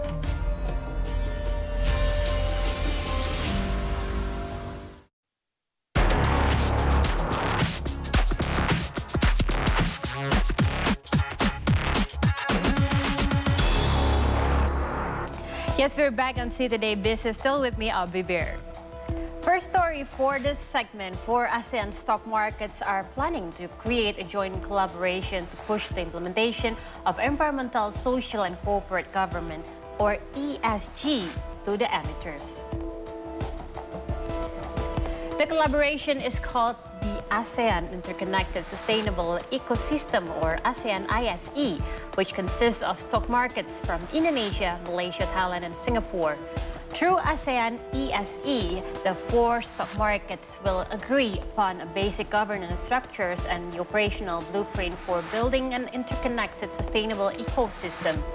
The joint cooperation aims to support sustainable development by applying the common ESG metrics that are already applied in the system of ASEAN stock markets.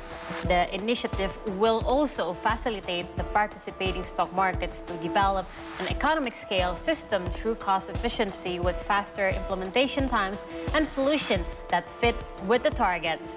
The participating stock markets will also proactively encourage listed companies to maximize their business value through information disclosure.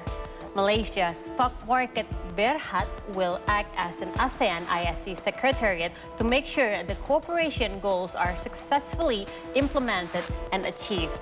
IDX President Director Iman Rahman said that the involvement of 4 stock markets reflected the strong collaboration between ASEAN stock markets to support the sustainable financial ecosystem in ASEAN.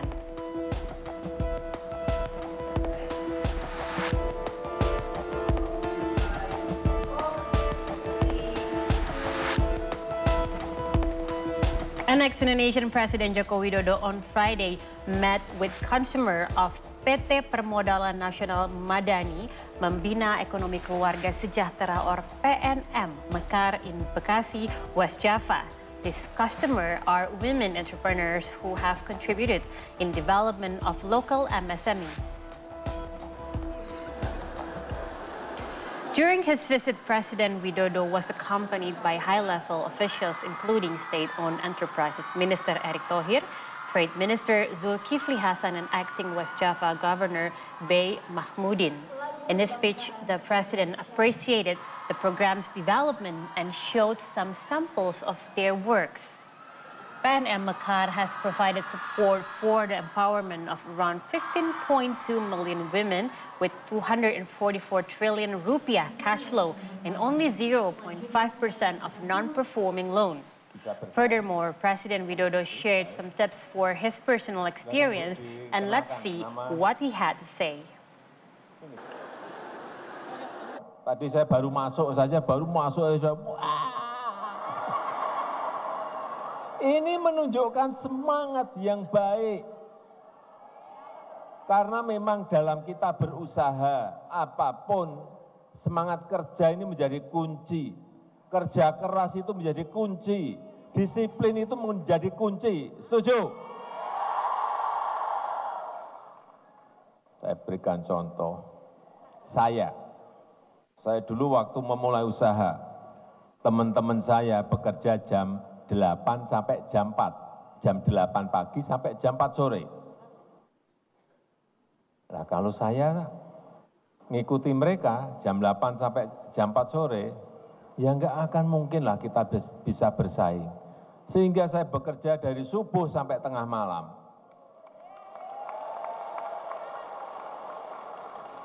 Dulu menjualnya hanya di Solo saja. Kemudian tahun kedua sudah bisa sampai ke Jakarta, saat itu sampai ke Jakarta. Tahun ketiga saya sudah bisa ekspor. Karena kerja keras. And now we move to the UK. Following Japan, UK Office for National Statistics reported preliminary reports of GDP figures on Thursday, which indicate that the United Kingdom's economy also slipped into recession. Preliminary data shows that their economic growth declined for 2 consecutive quarters toward the end of 2023. The agency estimated the United Kingdom to experience further contraction, with economic growth predicted to shrink by 0.3% in the fourth quarter of 2023, deeper than the third quarter growth that fell by 0.1%.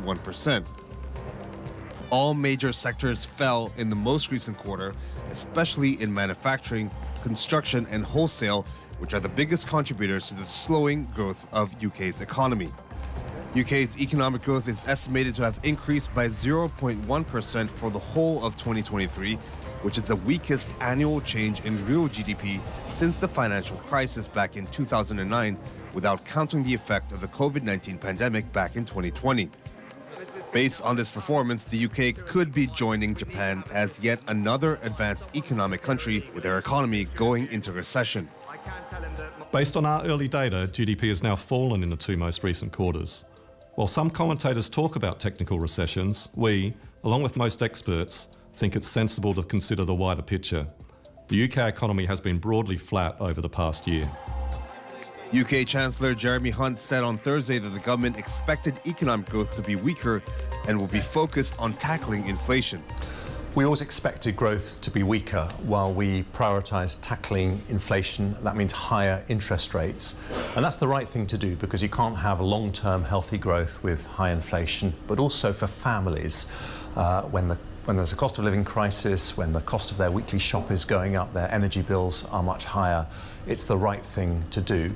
In addition, Hunt stated that the current economic condition is more resilient, with inflation coming down, real wage going up, and interest rates expected to be falling by early summer. Thank you, Mr. Speaker. According to the U.S. Securities and Exchange Commission filing, Amazon founder and executive chairman Jeff Bezos sold another $2 billion of Amazon shares over the past few days. The stock sale brings Bezos' total sale of Amazon stocks so far this year to almost 24 million shares, worth $4 billion, inching him closer to dislodging Tesla CEO Elon Musk as the world's richest person. Bezos initially started selling Amazon stock on February 7 and February 8, and he continued selling shares on February 9 and February 12.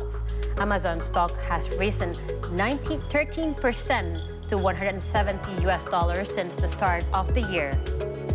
Amazon's latest annual report noted that the executive chair plans to sell a total of 50 million shares total by January 31st, 2025. As Bezos moves to Miami, Florida, from Seattle, Washington last year, he will save around $280 million in tax on the $4 billion worth of stock he has sold. Gains above $250,000 from the sale of shares or other long-term investment are taxed at 7% in Washington state. Florida does not have state taxes on income or capital gains. However, he will still be liable to federal taxes as a result of selling the shares. Bezos remains Amazon's biggest shareholder and is one of the richest person in the world with an estimated fortune of more than $190 billion.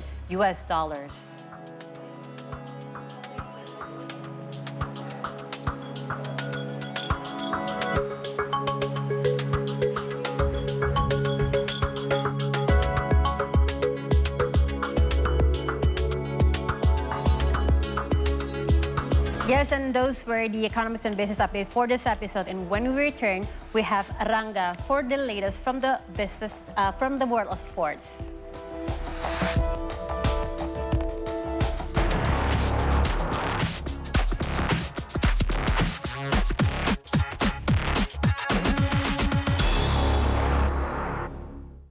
Hey there, buddies! Welcome back to another episode of Buddy Talk. Enggak, dia hostnya, kita co-hostnya. It's better to be overdressed than underdressed. That's actually a good hack, because I used to live in Canada. That was our trick. Point to Manado on the smack. I'm horrible, I told you I'm bad. Dikira dengan banyaknya informasi itu kan jadi makin gampang gitu nulis. Iya. Tapi ternyata susah banget.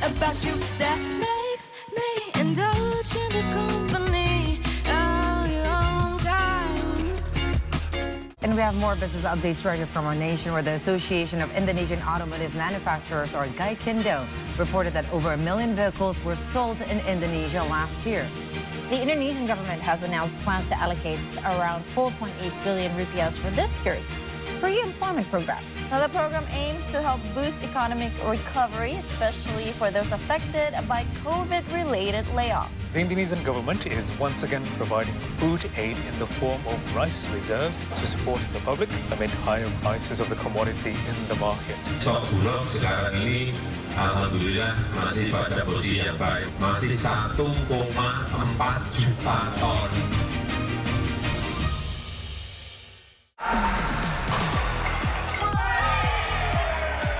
Gue yang penting apa yang gue makan bisa gue buang pada saat gue olahraga gitu. Jadi Abila kalau ketemu mungkin dia ketawa. Dengan proses, gue bersyukur banget Kubu Junior tuh sempat bubar tahun 2016-2017. Feelingnya sabu-sabu, karena sabu-sabu kita cuma makannya setahun sekali. Kalau kita dengerin Spotify ya, Pak gimana sih caranya aku bisa masuk di sini gitu. Ya nggak boleh menghalangi lah. Kind of 10 days, the priority has been getting to California and making the miles and saving our money as best we can. We're going to ride 80 miles tomorrow. We've just ridden 70 and we're all starving. Took the first couple of corners and felt pretty comfortable, so I thought I might get it. So that was just too much rear brake, stalled the engine. The end of the first day of competition. The winner of the challenge today was Brody. Revealed today by generations unborn when they weave their spell. The Cup of Dreams. It's football's biggest prize on the greatest stage. Good morning, Indonesia, Southeast Asia, and the world. Rise and shine, everyone. A brand new start to a brand new month and a brand new week. Here at Good morning. Good morning. It's a big Good. Like deja vu. It's like with sports, entertainment as well. It is time for Steve Today with Business with me, Caroline. All right, guys. See Indonesia, see the world, see today.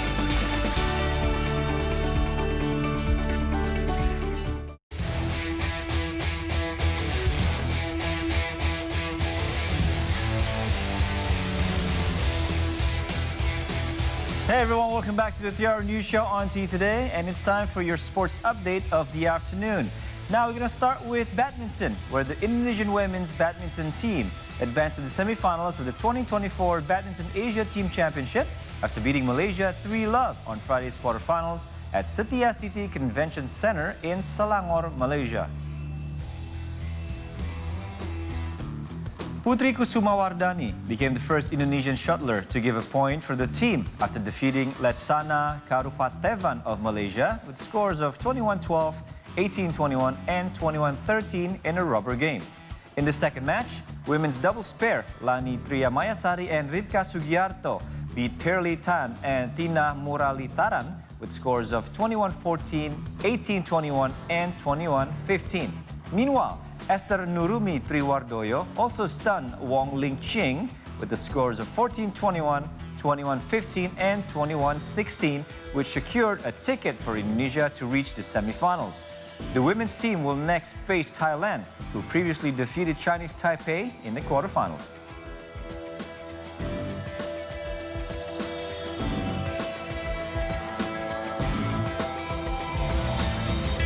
Okay guys, from badminton, we're going to move on to basketball.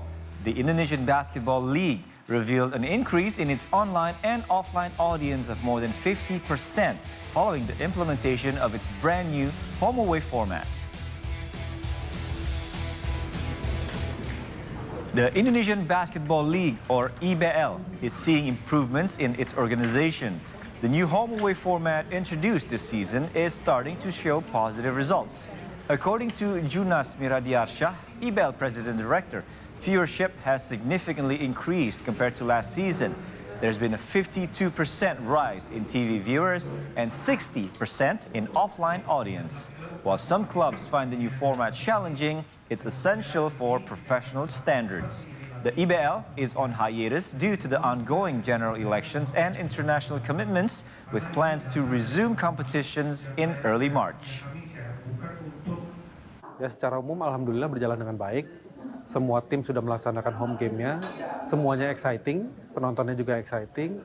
Tetapi kita lihat memang banyak yang masih perlu diperbaiki atau diimprove. Karena ini kan baru pertama kali kita lakukan. Jadi nggak ada salahnya untuk saling belajar.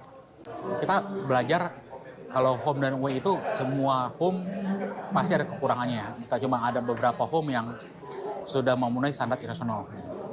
Untuk merubah itu tidak bisa cepat. Ya. Pertama, hampir semua tim tidak mempunyai lapangan sendiri ataupun gor sendiri. Jadi masih tergantung dengan Pemda.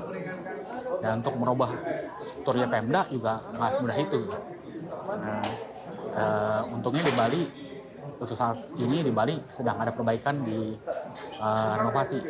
Tapi nggak bisa cepat, dan kami berharap tahun depan sudah ada peningkatan dari infrastruktur maupun alat. Yes, this home and away format is something that league like the NBA has been doing since a long time ago, and this is now what we are doing here in Indonesia. So again, this is a very good improvement, and it's a very good one for everyone, especially the players to have, and hopefully everybody is going to be going forward with a very positive attitude.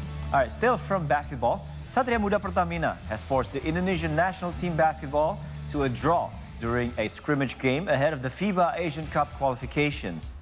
Aside from a lack of experience, the national team will have to quickly adjust their gameplay amid a brief time window prior to the competition. The Indonesian national basketball team held a scrimmage game against Satria Muda Pertamina after failing to secure a scrimmage game against Dewa United several weeks ago.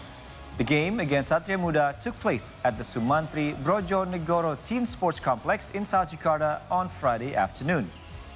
Team captain Caleb Ramot Gemilang scored the most in the game by netting 19 points, while Lester Prosper scored 15. Meanwhile, Agassi Goantara notched 7 points and 7 rebounds. Although they initially lagged behind the Indonesian national basketball team, they managed to force an 83-83 by the end of the game. Aside from the final results, the national squad is also set to make a series of improvements. Their lack of their playing time is going to require them to boost their physical conditioning and first touch. Head coach Milos Pejic also deems that the team must hone their attacking maneuvers ahead of the games against Thailand and Australia. The national squad is now set to play another scrimmage game against the Borneo Hornbills on Monday afternoon ahead of their game against Thailand on February 22nd. Afterwards, the team is set to face Australia in this year's FIBA Asian Cup qualification stage.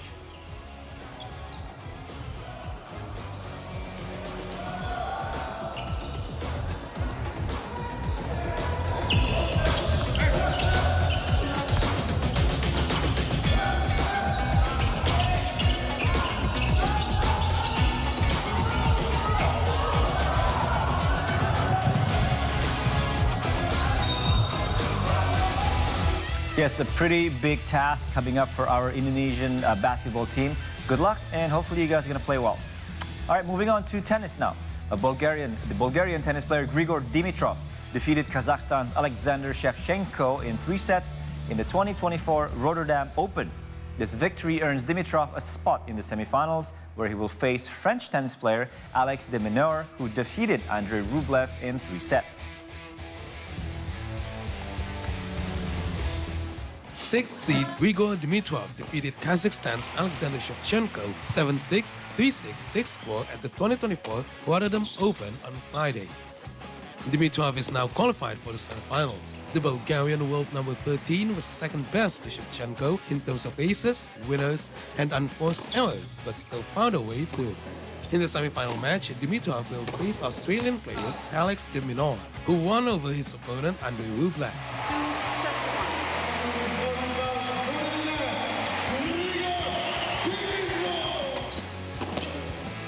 Meanwhile, Alex de Minaur gained a measure of revenge for his 5-set fourth-round defeat in front of his home crowd at the Australian Open with a victory over second seed Andrei Rublev on Friday. The world number 11 came through 7-6, 4-6, and 6-3 to book a place in the semis against Grigor Dimitrov. An angry Rublev consistently complained about line calls. Ranked 5th in the world, the Russian now trails de Minaur 4-3 in their overall head-to-head.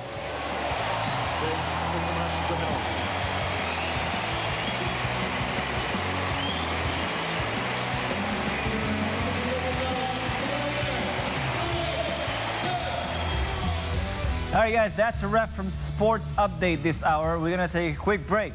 When we return, we'll have more information, including our signature segment, See the Stories. So keep it here on the 3-Hour News Show on See Today.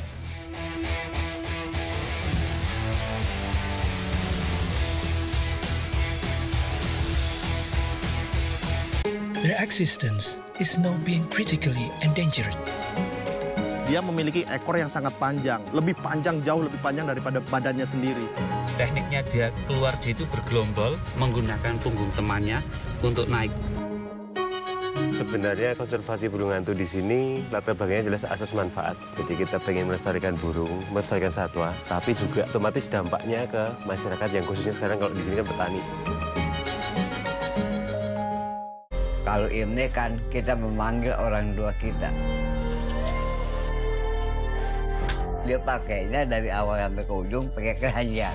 Nah, kue keranjang itu melambangkan rezeki yang bertumpuk. 2, 4 itu untuk orang yang masih hidup. Kalau untuk 3 itu untuk leluhur. Satu malam bisa 400 kilo, kurang lebih 800 keranjang.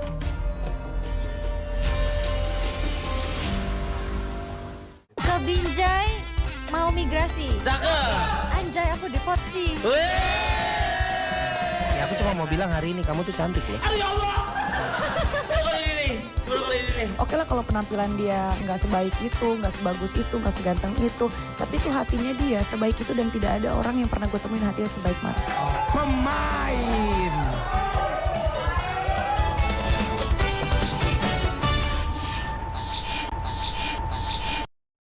Berangkat aja dulu, kerjakan apa yang ada di depan kalian. Setidaknya kalian hari ini walaupun tidak mendapatkan uang, tapi kalian mendapatkan kesempatan. Walaupun di awal-awal itu banyak sekali rintangan dan tantangan. Kalian berproses aja dulu, jalan aja dulu. Kalau udah waktunya kalian untuk dapetin uang akan datang nyamperin kalian. Hal yang paling sangat utama untuk mengawali bisnis, ridho dan restu orang tua. Itu hal dan modal paling besar dalam mengawali usaha. Ladies and gentlemen, welcome to Lake Toba, the largest volcanic lake in the world and homeland to the proud Batak people of North Sumatra. Bahwa Raspati, bahwa orang Batak itu bisa hidup di mana-mana. Yeah, wouldn't mind having that in my wedding. This is some good stuff. Come to the beauty, only on Indonesia!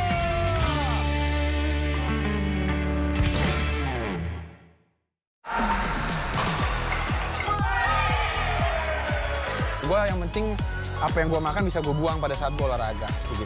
Jadi Adila kalau ketemu mungkin dia ketawa. Dengan proses, gue bersyukur banget Kubu Junior tuh sempat bubar tahun 2016-2017. Feelingnya sabu-sabu, karena sabu-sabu kita cuma makannya setahun sekali. Kalau kita dengerin Spotify ya, Pak gimana sih caranya aku bisa masuk di sini gitu. Ya nggak boleh menghalangi lah.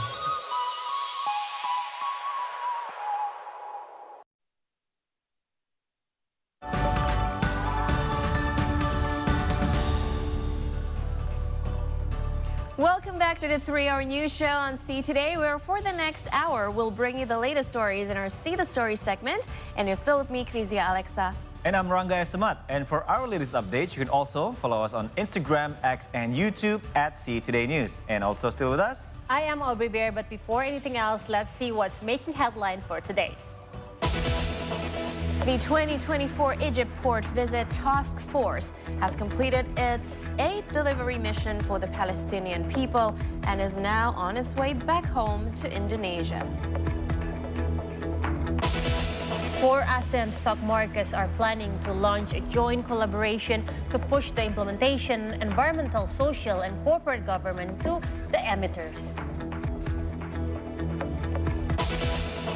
the Indonesian women's badminton team advanced to the semifinals of the 2024 Badminton Asia Team Championship after beating Malaysia 3-0 on Friday's quarterfinals. And later in our See the Story segment, we will learn about full ball, a sport that combines basketball, handball, and football with full ball founder and inventor Rizky Arif.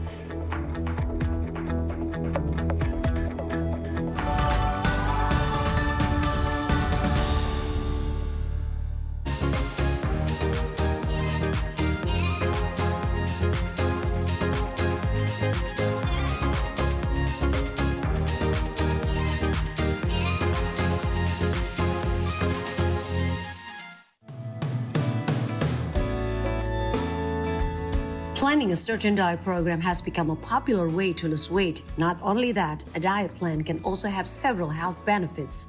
While a diet plan is beneficial, the restrictions and side effects makes it hard for people to follow through the whole diet program.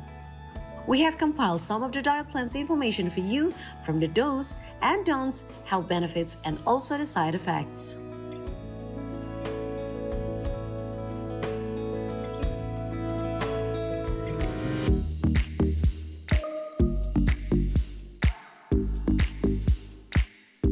A paleo diet is a dietary plan dated back to prehistoric time before agriculture was developed, bringing a theory that most modern disease can be linked to the consumption of grains, dairy, and processed foods. This diet emphasizes on consumption of whole foods, lean protein, vegetables, fruits, nuts, and seeds, while discouraging consumption of processed foods, sugar, dairy, and grains. Several studies have shown that the paleo diet can lead to significant weight loss and reduce waist size. The diet also seems to be effective in reducing cholesterol, blood sugar, and risk of heart disease. However, the diet makes people prone to deficiencies of calcium and vitamin D, which are critical to bone health.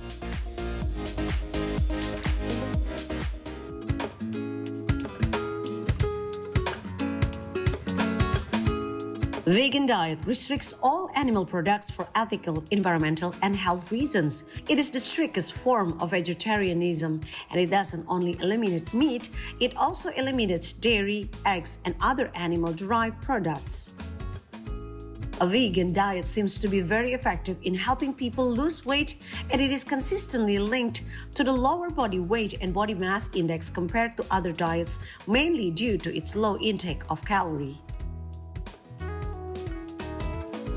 Plant-based diets are said to help reduce risk of heart disease and type 2 diabetes, and the limited intake of processed meat may also reduce the risk of Alzheimer's disease, heart disease, and even cancer. While it has many benefits, vegan diet might cause deficiency of key nutrients that are not found readily in plants, such as calcium, iron, and omega-3.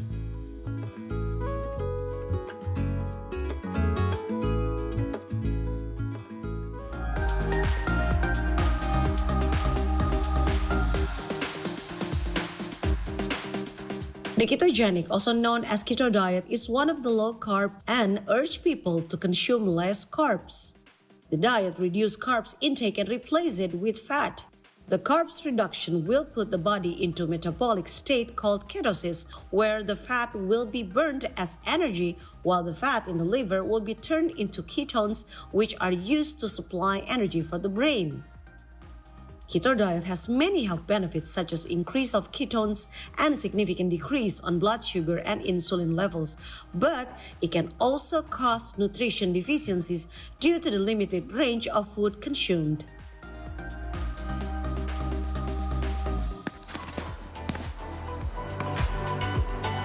Yes, hey guys, welcome back to the 3-Hour News Show, and you are now watching our signature segment, See the Stories. Now, do you know any popular sports in Indonesia, Aubrey? Well, I think Panfit is one of the most popular right now, right? Yes, and we have that one other anchor that's actually doing it very religiously, right? Now, I agree though, but have you heard about fullball? Now, this sport combines basketball, futsal, and handball. Whoa. And it was developed by Indonesian youth. Now, that's very exciting for me to know. Now, without further ado, let's invite our guest today, who is the founder and inventor of football, Rizky Arif Dwi Prakoso. Welcome, Rizky. Hi guys. How are you? Yeah? I'm good. I just finished exercise actually. Football exercise? Yeah, we just had a training. Now this is something that we are really very interested in knowing, but not gonna do it right now in this segment. We're gonna do it afterwards, okay? Alright. But now we're gonna chit-chat a little bit. Now can you tell us a little bit how this came to be, fullball? Yes. How did you come up with the idea? The name itself is basically came from full body ball.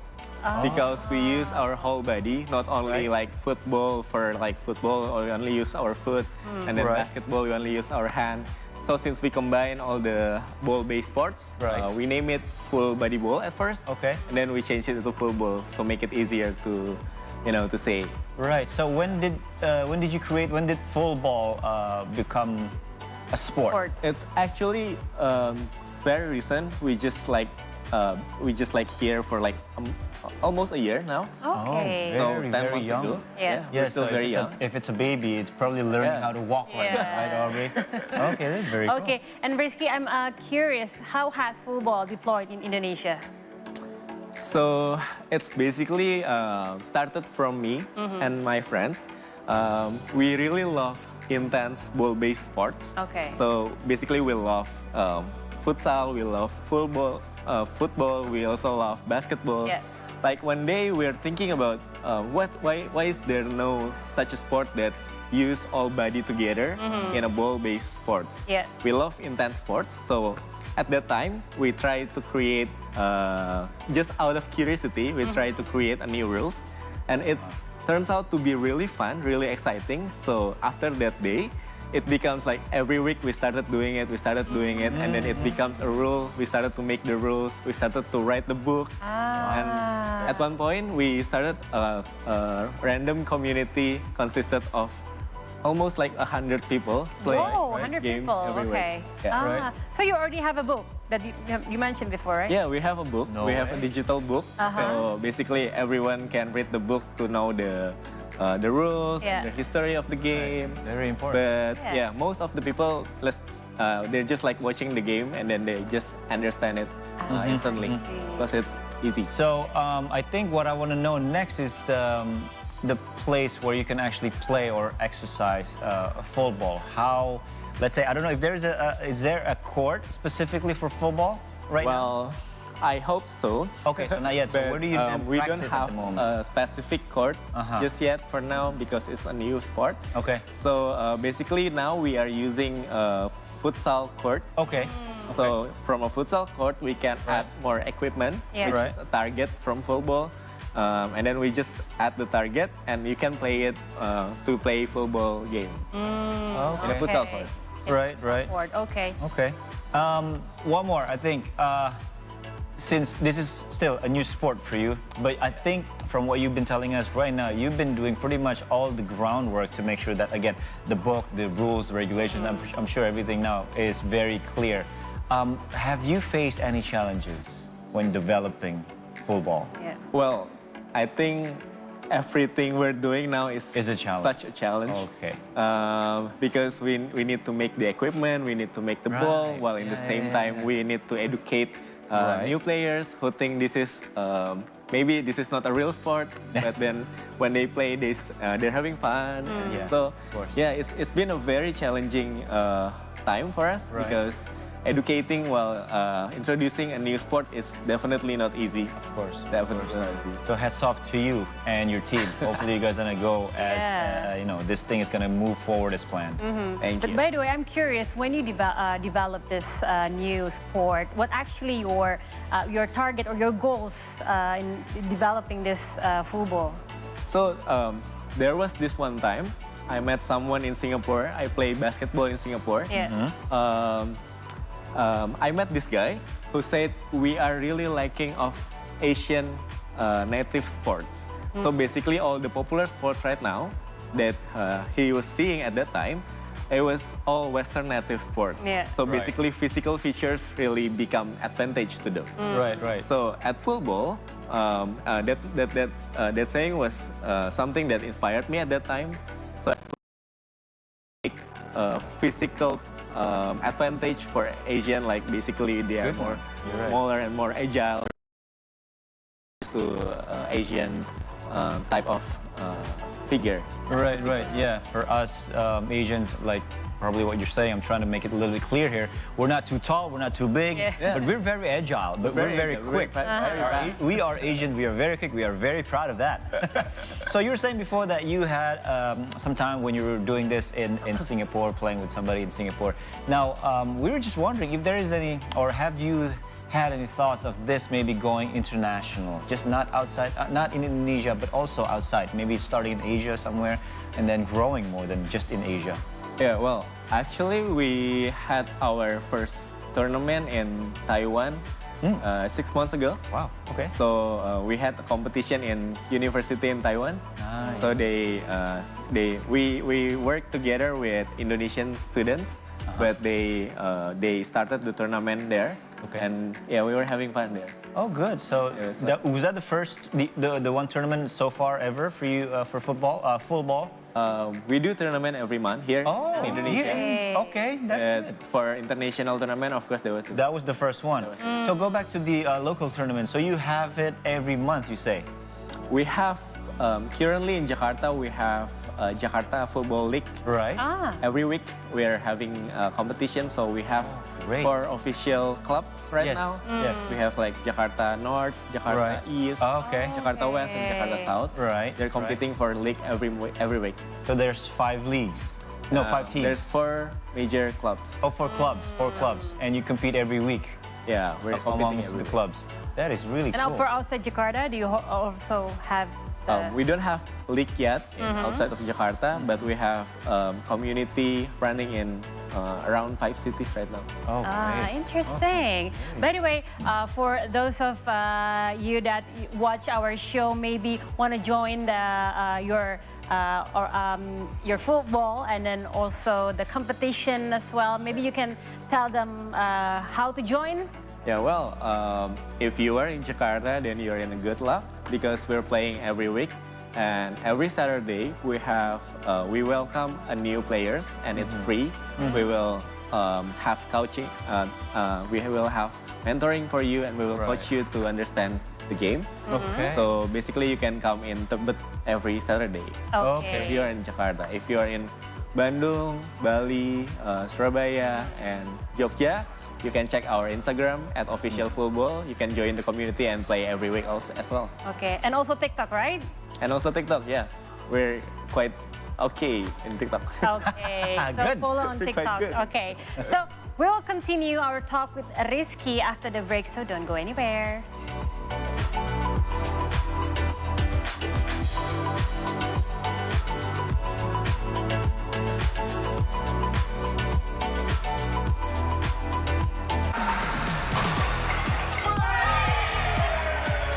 Gue yang penting apa yang gue makan bisa gue buang pada saat gue olahraga gitu. Jadi Adila kalau ketemu mungkin dia ketawa tuh. Dengan proses gue bersyukur banget Kubu Junior tuh sempat bubar tahun 2016-2017. Feelingnya sabu-sabu karena sabu-sabu kita cuma makannya setahun sekali. Kalau kita dengerin Spotify ya, Pak gimana sih caranya aku bisa masuk di sini gitu. Ya nggak boleh menghalangi lah. Kenapa sih dia selalu mau eksis kalau aku syuting? Ijo sama yang merah ini tuh rumah pribumi. Jadi aku taruh di dalam, makanya rasanya lebih welcome gitu. Modern banget.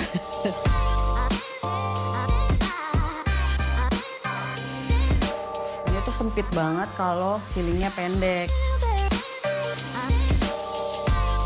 Menurut aku ya, kita belum ngerasa memiliki kalau belum ada sejarahnya.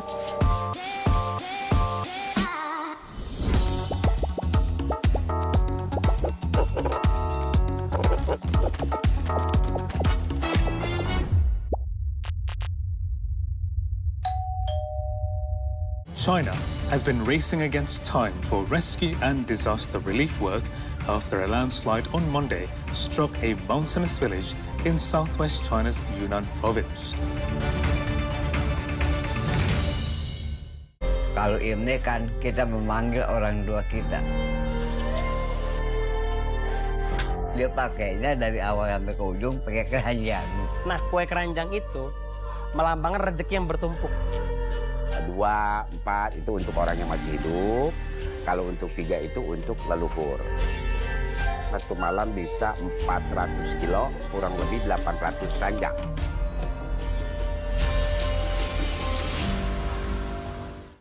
Ladies and gentlemen, welcome to Lake Toba, the largest volcanic lake in the world and homeland to the proud Batak people of North Sumatra. Bahwa Raspati, bahwa orang Batak itu bisa hidup di mana-mana. Yeah, wouldn't mind having that in my wedding. This is some good stuff. Come to the beauty, only on Indonesia!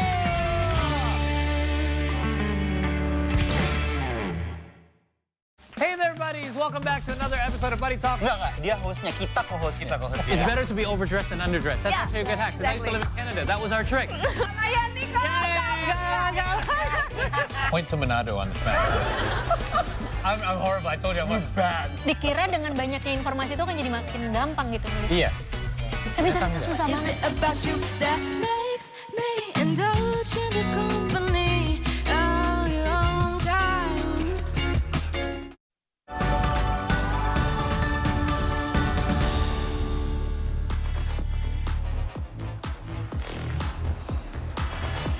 Yes, hey guys, welcome back to the 3-hour news show, and this is still See the Story segment, and we are still here with Rizky.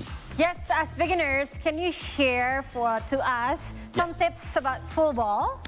Okay, so full ball is a full body ball, basically. Yes. So you really have to be comfortable enough with moving all your body parts. Yeah. Ultimately, your hands and your arms and your foot. Right. So basically, you need to be good at basketball and football. So the basic I'm not good at both. So the basic of the game, yeah, you still have to dribble the ball. Okay. Right. So Dribble you the ball, still have to dribble, but then in order to score, you can kick the ball while you're dribbling. So basically, you can use it. And but also, the other way to score, you can also throw the ball from a distance to the target that we have. Okay. Yeah. So how many players per team? in a full ball? We have 5 players per team. Okay, so just like basketball. football. I mean, futsal. Like futsal and like basketball. So 5 players to a team. Yeah. Okay. And then, so like you said, when you receive a ball, you would have to dribble. You would go find an open spot if you can, and then you pass it to your teammate. They're gonna do the same until they come to a certain point. You either score with your foot, or you can throw it to a target. Okay. There's a lot of creative ways to score in football, which make the game exciting. Okay. So you can kick, you can fake kick and then throw, you can fake throw and then kick. So there's a lot of. How do you fake kick? Show me. Yeah, show me a fake kick. Fake kick, you can do it just like this, and then you can go throw. I see. And then fake throw is pretty much the same. Fake throw is pretty much the same. So basically, you can like, if you want to throw, then you can kick. Oh, instead of then throwing, you would kick it. You're kicking. So the defense will have to be very, understand how the trick goes. Okay. So there's got to be a minimum distance between the goal and where you can kick. How far away is it? It's 7 meters. 7 meters. Okay. Half circle. Okay. Half circle. Okay. So basically, you have to be 7 meters away minimum in order to kick. And how big is the court? The court is the official size? court is the same size of basketball, right? actually. Or basketball court is the same exact size. The same. That's easy to play it then, yeah? Every time you have enough players and then you have this ball. Now, hold on. Let's talk about the ball. Yeah, I think it's a volleyball or it looks like a volleyball. It looks like a volleyball. We actually use the same pattern with volleyball, Right. but we use different materials. Okay. So the exterior is different. We're using synthetic leather. Leather. Yeah, so it's not rubber like interesting. volleyball. And it's like very catchy. Yeah. Oh, nice. Yeah, nice. By the way, talking about the Go ahead. strategy, I'm really curious about how you create strategy in a football game. Well, football is a very intense sport, which I really like. We love intense sports in football. So it's really exhausting to play football. So basically, you can have a lot of strategy in football. We have 2 wing side players, which basically they are the kicker usually. Oh, okay. And then one of which is the mid lane. Mid lane is usually the one who's scoring with goal, with score. And then the hustler. Hustler is the defense and the keeper. So they have to be staying behind. So yeah, there's a lot of ways to play football right now. We don't have the exact strategy because we haven't even been a year yet now. Right. So a lot of ways to play. You can play it like basketball strategy, you can play it like futsal strategy, or a little bit of both. Okay. And in your community, mostly female or male player? Well, I can say now we have 70-30 male to female. Okay. So we also have 30% women who likes to try the game. We have special event also for them. Right. Ooh, interesting. Yeah. I know you're interested. So, Rizky, now we in basketball, since this football is played in a basketball court, sometimes in basketball there's only 1 or 2 players, let's say 2. And then, hey, let's go play a game of basketball one-on-one. How would we do it in a football? If there's only, let's say, one-on-one, we just want to get practice in, we just want to get warmed up. Can you do that or no? Well, I think the minimum football can be played with like maybe 4%. So 2 versus 2. Okay. Yeah. All right. That's like the minimum, so you can have enough, players. The court. If you want to make it 1 versus 1, I don't think it's quite. Well, we tried, but it's not as good as basketball. I see. Now, before we continue talking, can we show some moves? Can you show us some moves? Yeah, maybe sure, you and me can. Let's say you. How about if you? Aubrey, you Okay, can I stay here? Let's say you're the goalie for now. Oh, you're the goalie. Let's say that. Let's say you're the goalie Here? for now. You back up a little bit. Okay. So if you and I are a team, if we're about to score, how would we do it? Let's say I'm dribbling. Let's say you're dribbling. I go next to you. Is that okay? Right? You go dribbling. I go dribbling, right? Right. So I go. And then Aubrey can go. Aubrey can defense. Right. Go to you. Yeah. And then? Go to you. Then you can pass me. So I'll pass there. Yeah, I can. And then you just kick it. Then you can just kick it, or I can just directly kick it. So when I toss it to you, you can kick it right away in the air. Yeah. That is very fun. Yeah. That is very fun. Or when you receive, you can just. Yeah, I can drive and throw. So I need to be really close Yes. throw because the target is really small. So other than kicking for scoring, can you kick it for, in different positioning or just for passing? No. No, So you cannot. the intention has to score, has to be only So for when you use scoring. your foot, that means you're scoring. Yeah. You're gonna try and kick towards the goalie. Otherwise, it will be a little dangerous for the. True, and this thing is not soft at all. The ball is not soft. It is soft. It is so we But try. still, if you get hit in the face, I think you're gonna feel it. Yeah. Yeah. Can we just try, guys? You wanna try? Yeah. How? Can I be the like? So you can stay there as the Yeah. goalie, and then you can go for me. Oh, I'll go for you. Yeah. All right. So, And I can like go for. so this. you go basically like a basketball player. You can dribble around I can everyone. go crossover. Okay. Crossover, and then I can just kick. Oh, no way. You can do that right away. Yeah. As long as you're not within that, not too close, Yeah. right? So you can dribble, you drop it, and then you can kick. You can cross over first. You can You can go past it and then Okay. kicking. Is there So it's such fun. thing as in basketball you cannot go with 3 steps without dribbling? Is there such? Yeah, do you have that? It's 2 steps maximum. 2 steps. So 2 steps similar to maximum. basketball, yes. Yeah. No, I And think- also we have another rule, Yeah. which is only specific in football. It's maximum bounce limit.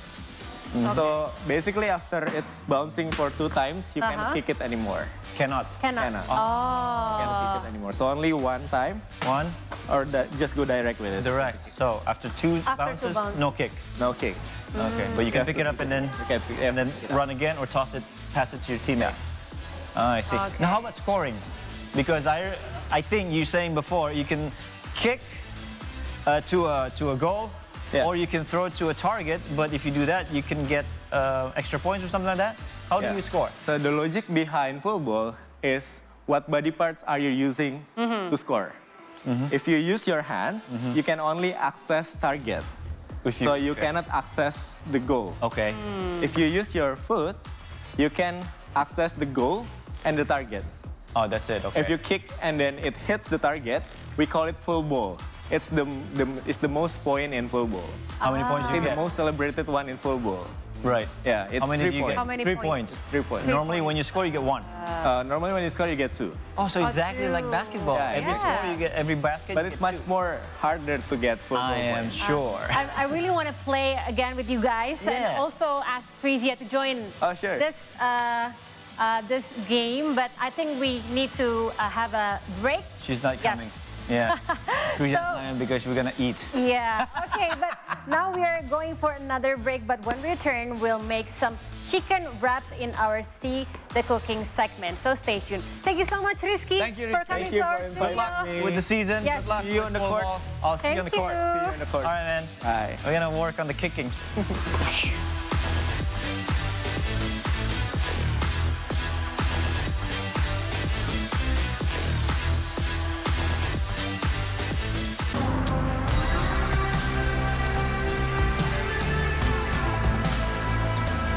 Harus nanjak satu bukit sampai elevasi gua hari itu nyentuh 4.000-an lah. I kinda wanna die.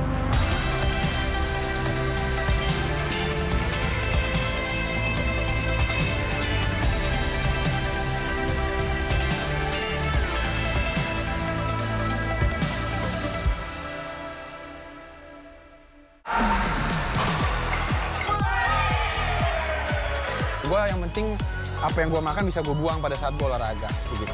Jadi Adila kalau ketemu mungkin dia ketawa tuh. Dengan proses gue bersyukur banget Kubu Junior tuh sempat bubar tahun 2016-2017. Feelingnya sabu-sabu karena sabu-sabu kita cuma makannya setahun sekali. Kalau kita dengerin Spotify ya, Pak gimana sih caranya aku bisa masuk di sini gitu? Ya nggak boleh menghalangi lah.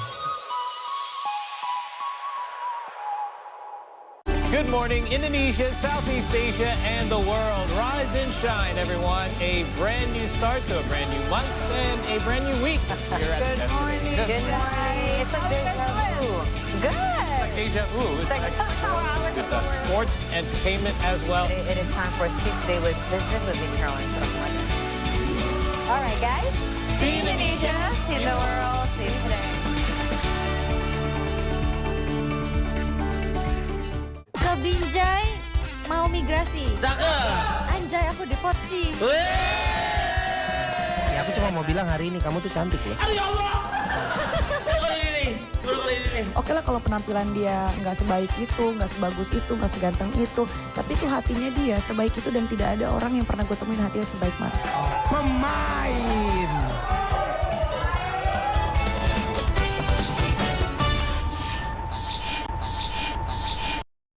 Berangkat aja dulu, kerjakan apa yang ada di depan kalian. Setidaknya kalian hari ini walaupun tidak mendapatkan uang, tapi kalian mendapatkan kesempatan. Walaupun di awal-awal itu banyak sekali rintangan dan tantangan. Kalian berproses aja dulu, jalan aja dulu. Kalau udah waktunya kalian untuk dapetin uang akan datang nyamperin kalian.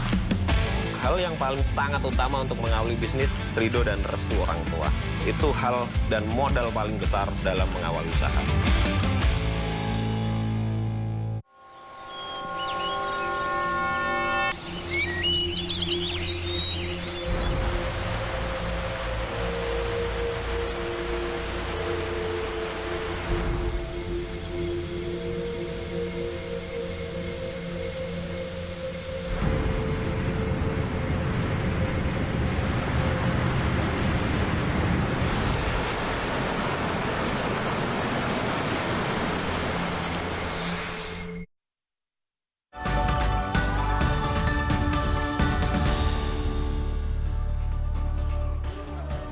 Hi, you're back with us on See the Story segment. And it is now time for See the Cooking.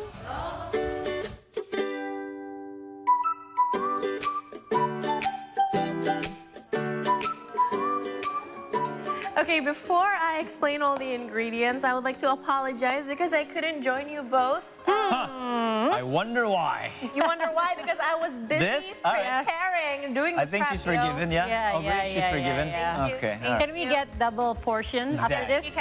Yes, you Because can. we're tired. You know why? You know why you and you can get double portion? Because this is healthy. It won't make you fat. Oh, It's we full like of that. protein, it's full of fiber. So we're going to be cooking healthy chicken wraps. I like So the usually, name. you like the name. And usually when you hear the word wraps, you immediately think of the real wraps, right? Tortilla or something with flour that is made Right. out of flour. But we're not going to use that today. We are going to use this as a substitute, okay? So, in order to be able to make this, we have to make several components. Firstly, the most important one is you have to marinate your chicken. That is why I've done this before we enter the segment, because we need those 30 minutes in order for the ingredients to be infused in the chicken. So, because we didn't do this on cam, I'm just gonna explain to you all the ingredients. So, in this chicken, there's minced garlic, and then there's fresh oregano, Nice. super healthy, right? And then there's lemon juice, there's a little bit of olive oil, kosher salt, and pepper. You can use black pepper, white pepper, anything you like. And then you just mix, and leave it inside the fridge, okay? So component number one, done. Okay, number two is the wrap, the green wrap. Of course, you need to cut it and wash it properly, because we're going to be eating this raw, so you got to make sure it's totally clean. And the vegetables that will go with the wrap, which is tomato, onion, and then the third component, can you guess what it is? It's a dill or no? The condiment. What's the next condiment? Lemon. Cucumber. Healthy chicken wraps. I don't know. Sauce! We need the sauce! Maybe the sauce. What's the sauce we're doing? Okay, we're going to do a tzatziki sauce. Is that spicy? No, Oh, it's it's not. refreshing. It's made out of Yogurt, right? Greek yogurt, dill, Oh, that's what it is. salt, right? pepper, a little bit of olive oil, and lemon. So this is So very this is simple. gonna make up all the sauce. Okay, All so the sauce, now yeah? what we're Okay. gonna do is we're gonna give you some task. Can you mince the garlic, and Aubrey, you can peel the cucumber. Okay. Okay. That's your main job. Okay, we gotta switch places, and I am going to be grilling the chicken because we need quite a lot of time. Not that long, but we gotta make sure Let me do that. that You want to switch with the No. chicken. What? Thank you. You want to switch I wanna with me, switch. you know? Oh, okay. You know what? You can move the cutting board there. No, he doesn't want to do the garlic. He doesn't want to do the Oh, garlic. you don't want to do the garlic? But it's the easiest. This one is hard. Okay, think? you wanna do this? Yeah, let me do this. Okay. Okay, I'm going to heat Where the do I gonna- pan. Am I gonna put this? Where am I gonna put this, Chris? Get it ready here. Here. Here. Okay. The Yeah. garbage. How much garlic do you want? Just 2. I I think this is enough. Okay. Yeah, because we're gonna be eating this raw, so it's very pungent, right? Okay. You don't need too much. Okay. Okay. Olive oil. So the sauce is not gonna be spicy, No. right? Okay. You want spicy?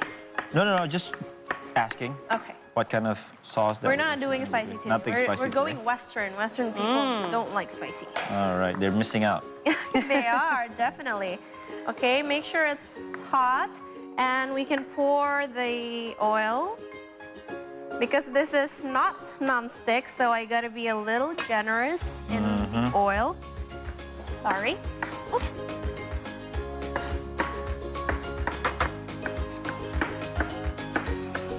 So how often do you have this food, Krizia?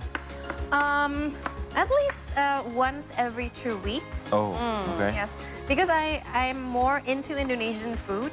I like Indonesian spices. I don't eat this type of food like too often. Oh, okay. But can we change like the chicken with something else like beef or? Yes, you can. In fact, you can. But since today the theme is all healthy and fit, we are using one of the best source of protein, which is chicken breast, because it's lean and it's full of protein. It won't make you fat, hopefully. Hopefully. Yes. Disclaimer. Okay. Now you're gonna make sure that the pan is hot, and then after you put in the chicken, you wanna leave the chicken there until it forms a brown color underneath, and then you can flip it. Okay. All right. Now Is it enough, Krizia? Yes. You need more? Can you do it more finely? What about this cucumber? Do we need more? The thing that I don't like about chicken. Do you need I more? think one more cucumber, please, because we're gonna be feeding not just us, but our friends behind the Behind the cameras, we got Okay, now, hungry eyes. Can you zoom into the pan, please? It's sizzling. So that's when you know that the pan is hot enough. Can you smell it already? I can. I'm so hungry. And you got to make sure that it doesn't be too crowded. I mean, give some space.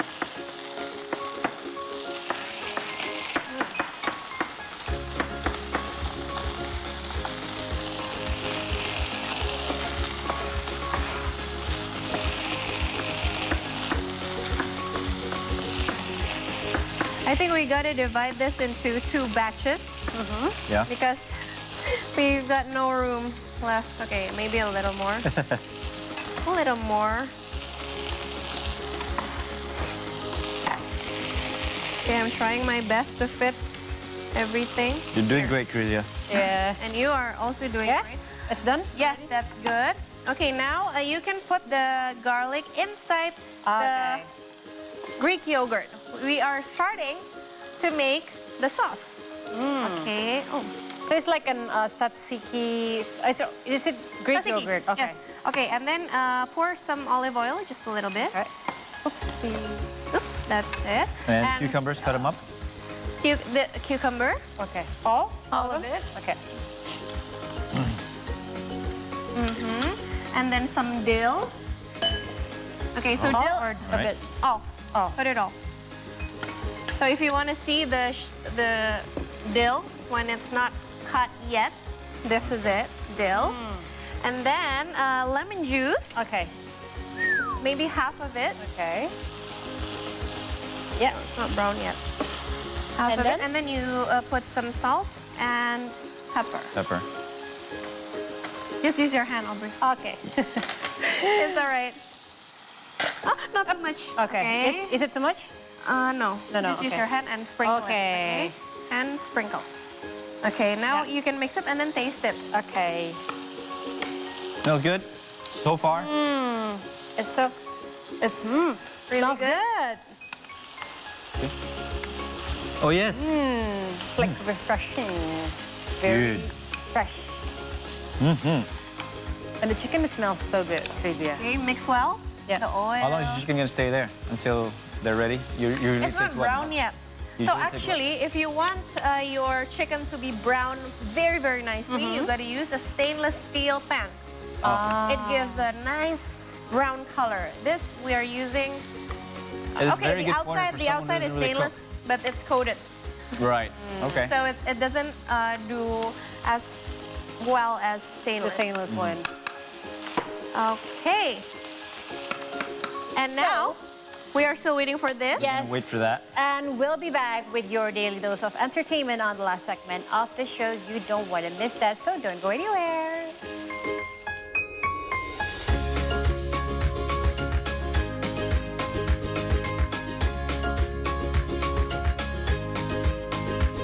Hey there, buddies. Welcome back to another episode of Buddy Talk. Enggak, dia hostnya, kita co-host. It's better to be overdressed than underdressed. That's Yeah, actually a good hack, because I used to live in Canada. That was our trick.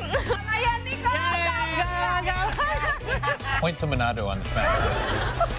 I'm horrible. I told you I'm bad. Dikira dengan banyaknya informasi itu kan jadi makin gampang gitu nulisnya. Iya. Tapi ternyata susah Is banget. it about you that makes me indulge in the company of your own kind? And we have more business updates right here from our nation, where the Association of Indonesian Automotive Manufacturers, or GAIKINDO, reported that over 1 million vehicles were sold in Indonesia last year.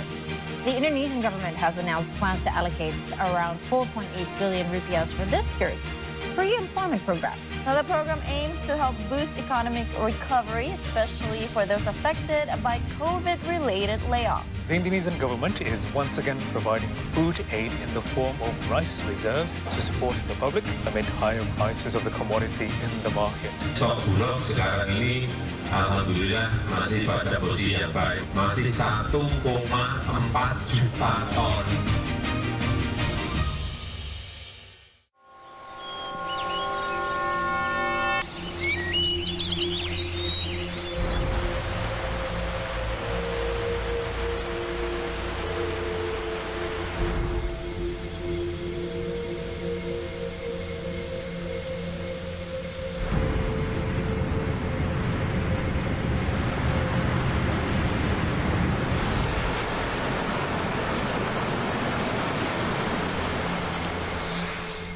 Kind of 10 days, the priority has been getting to California and making the miles and saving our money as best we can. We're going to ride 80 miles tomorrow. We've just ridden 70 and we're all starving. Took the first couple of corners and felt pretty comfortable, so I thought I might get it. So that was just too much rear brake, stalled the engine. The end of the first day of competition. The winner of the challenge today was Brodie. Revealed today by generations unborn when they weaved their spell. The couple dreams. It's football's biggest prize on the greatest stage. Good morning, Indonesia, Southeast Asia, and the world. Rise and shine, everyone. A brand new start to a brand new month and a brand new week. Good morning. Good morning. It's a deja vu. Good. It's like deja vu. It's like with sports, entertainment as well. It is time for Steve Today with Business with me, Caroline. All right, guys. See Indonesia, see the world, see you today.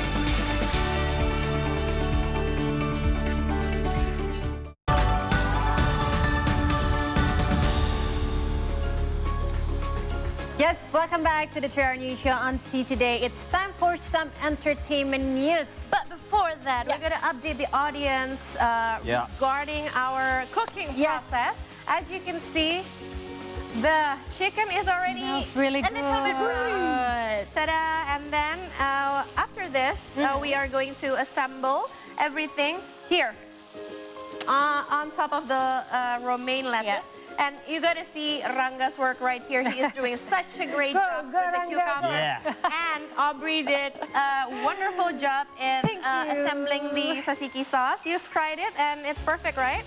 Yes, it's delicious, Credia. So delicious. Okay. And now we're going to put it here. Yeah. I think we just put, how many should we put? 3. Yes, just 3 for display. And then, should we proceed to the entertainment news, Aubrey, perhaps? Yeah. And since it's weekend, we have some serious recommendation for you to watch on Maxstream app. So let's start with Salazar Campus. Check this out. The series follows the journey of a student named Margie by Octavia Lisna, who moved from her hometown in Pontianak to study in Bandung in 1993. Margie faces new experiences while studying at a private college in Bandung. Her life in Bandung as a student is filled with exciting stories and challenges. With the support of her friends Dini, Ratih, Linda, Widi, and other industrial engineering students, Margie stays motivated to pursue her dreams. The movie aims to inspire young people to keep pursuing their dreams and aspirations during college.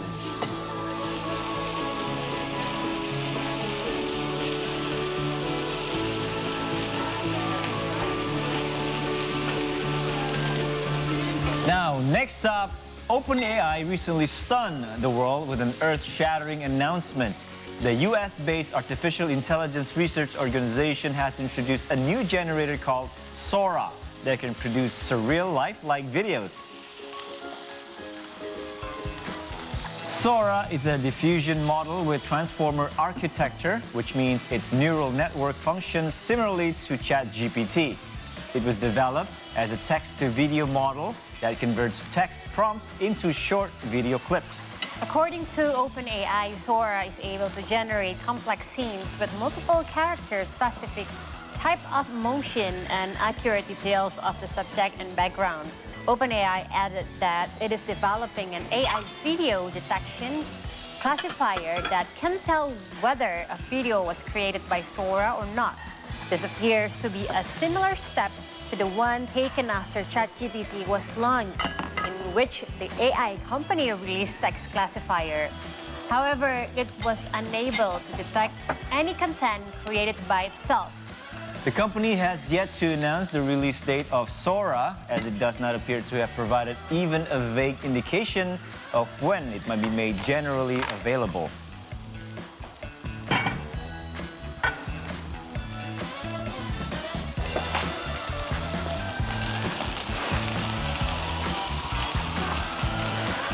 Okay. All right. Okay, so the first batch of chicken is ready. I put it on top of a plate, and now I'm cooking the second batch. As you can see, the pan is already so hot, so it browns nicely like this. Yep. Okay, smells really good. And now all we do now is assemble. So each one of us gets one plate. Okay. So this is for Aubrey, and this is for me. Grab the wrap, the healthy wrap. Nice one. There you go. Okay. And then you put the cucumber. How many do we get? 2, 3, Carizia? The wraps? Maybe 3 because it looks very aesthetic. All right. And then cucumber. Cucumber, everything. The onion, the tomato. Let's put here. Okay. There you go. So you can grab these. All right. In the middle. Anywhere. Okay. Just treat it like a regular wrap. You can add as many or as little as you like. See. Okay.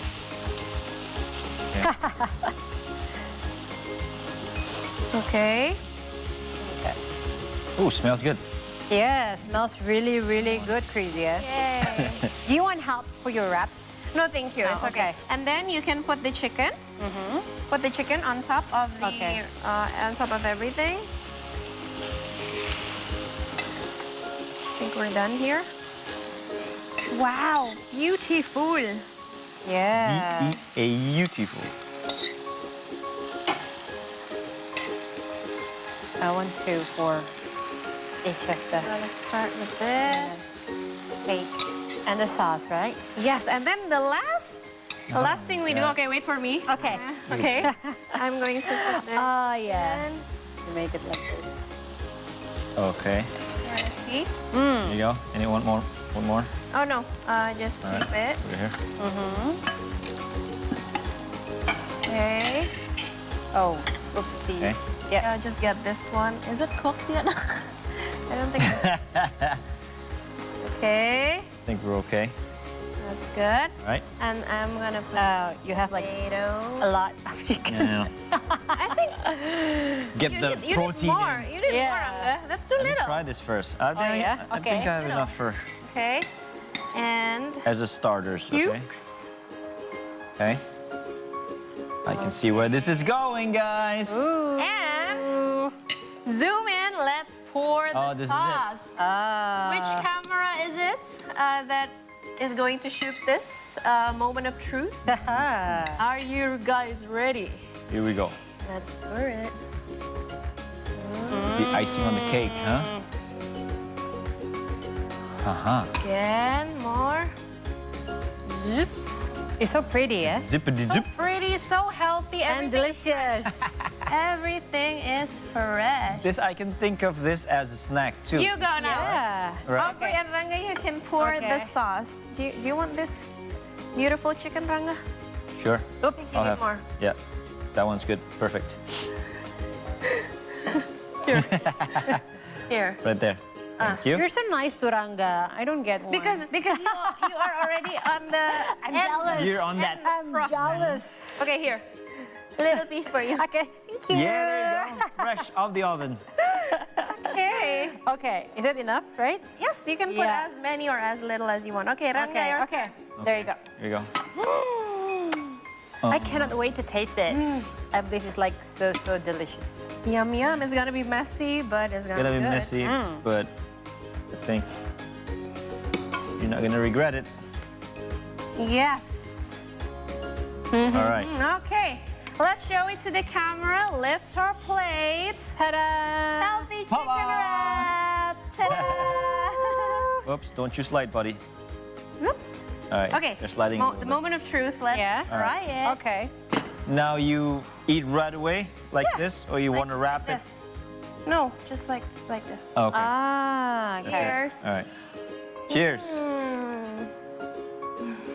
So,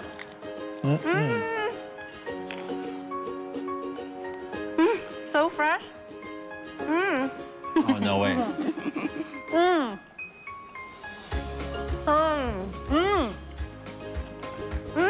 Fresh. It is fresh. delicious. Yeah, Speechless. it's like very fresh. Chicken's good. You feel the chicken. You feel Yeah. the sauce is actually the prima donna of this thing. Right. Right. The Great sauce. job. Right away. Yeah, the sauce. You did it. Thank you. Good job, Aubrey. Because of you. Yay. Delicious.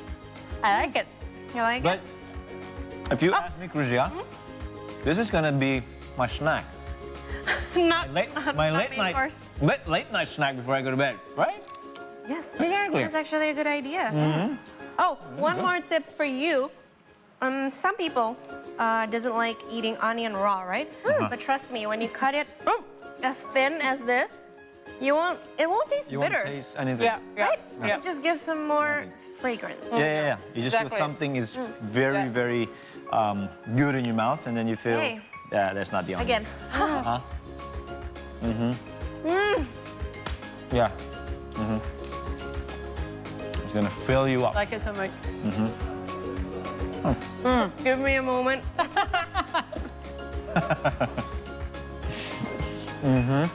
I think you can also combine it with chili, right? If you can. Yeah. You can make the sauce spicy with perhaps a sriracha or something.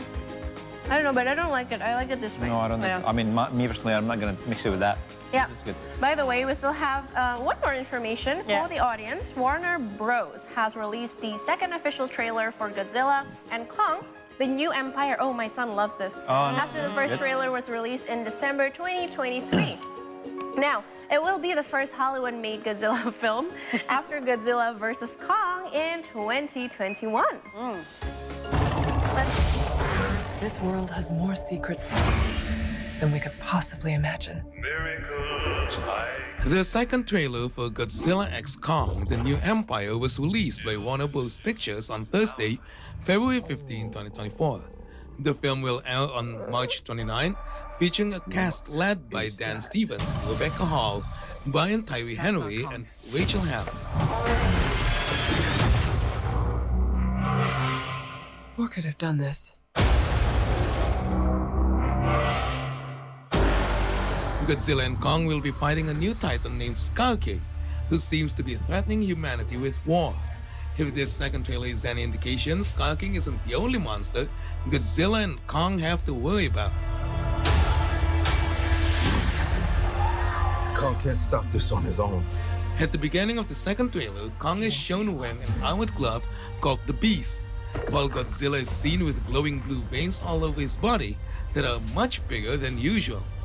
The trailer also reveals a scene where Kong is bombarded by ice blasts.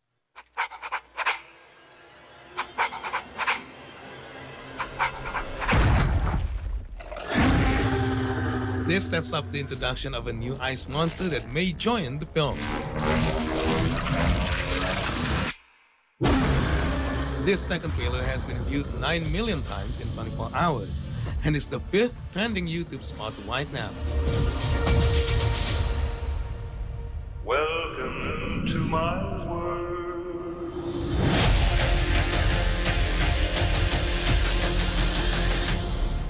Is that a mini Kong? Oh, you're so nice. You're making for me again. Making for our friends behind the camera. I'm joking, guys. Sorry. So do we still have time? Or is it? No more time? Unfortunately, no more time. So that is it for today's episode of the 3-Hour News Show on See Today. Please be sure to follow us on social media through Instagram, X, and YouTube channel at See Today News. Yes, See Today can now be enjoyed in Australia on the Foxtel OTT platform, Flash app, or in Macau Cable TV channel 84. Or if you're in the Philippines, you can also watch the Convert Vision channel 58 and Singtel Singapore channel 50. Now, for Telkomsel users, you can also watch See Today on the MaxStream app. And don't forget to also tune in again tomorrow, same time, same channel. And be sure to also catch our morning show every day at 6 a.m. I'm Ranga Estamat. I am Aubrey Bear. And I'm Knizia Alexa. We would like to say, See Indonesia, see the world, see today. Bye.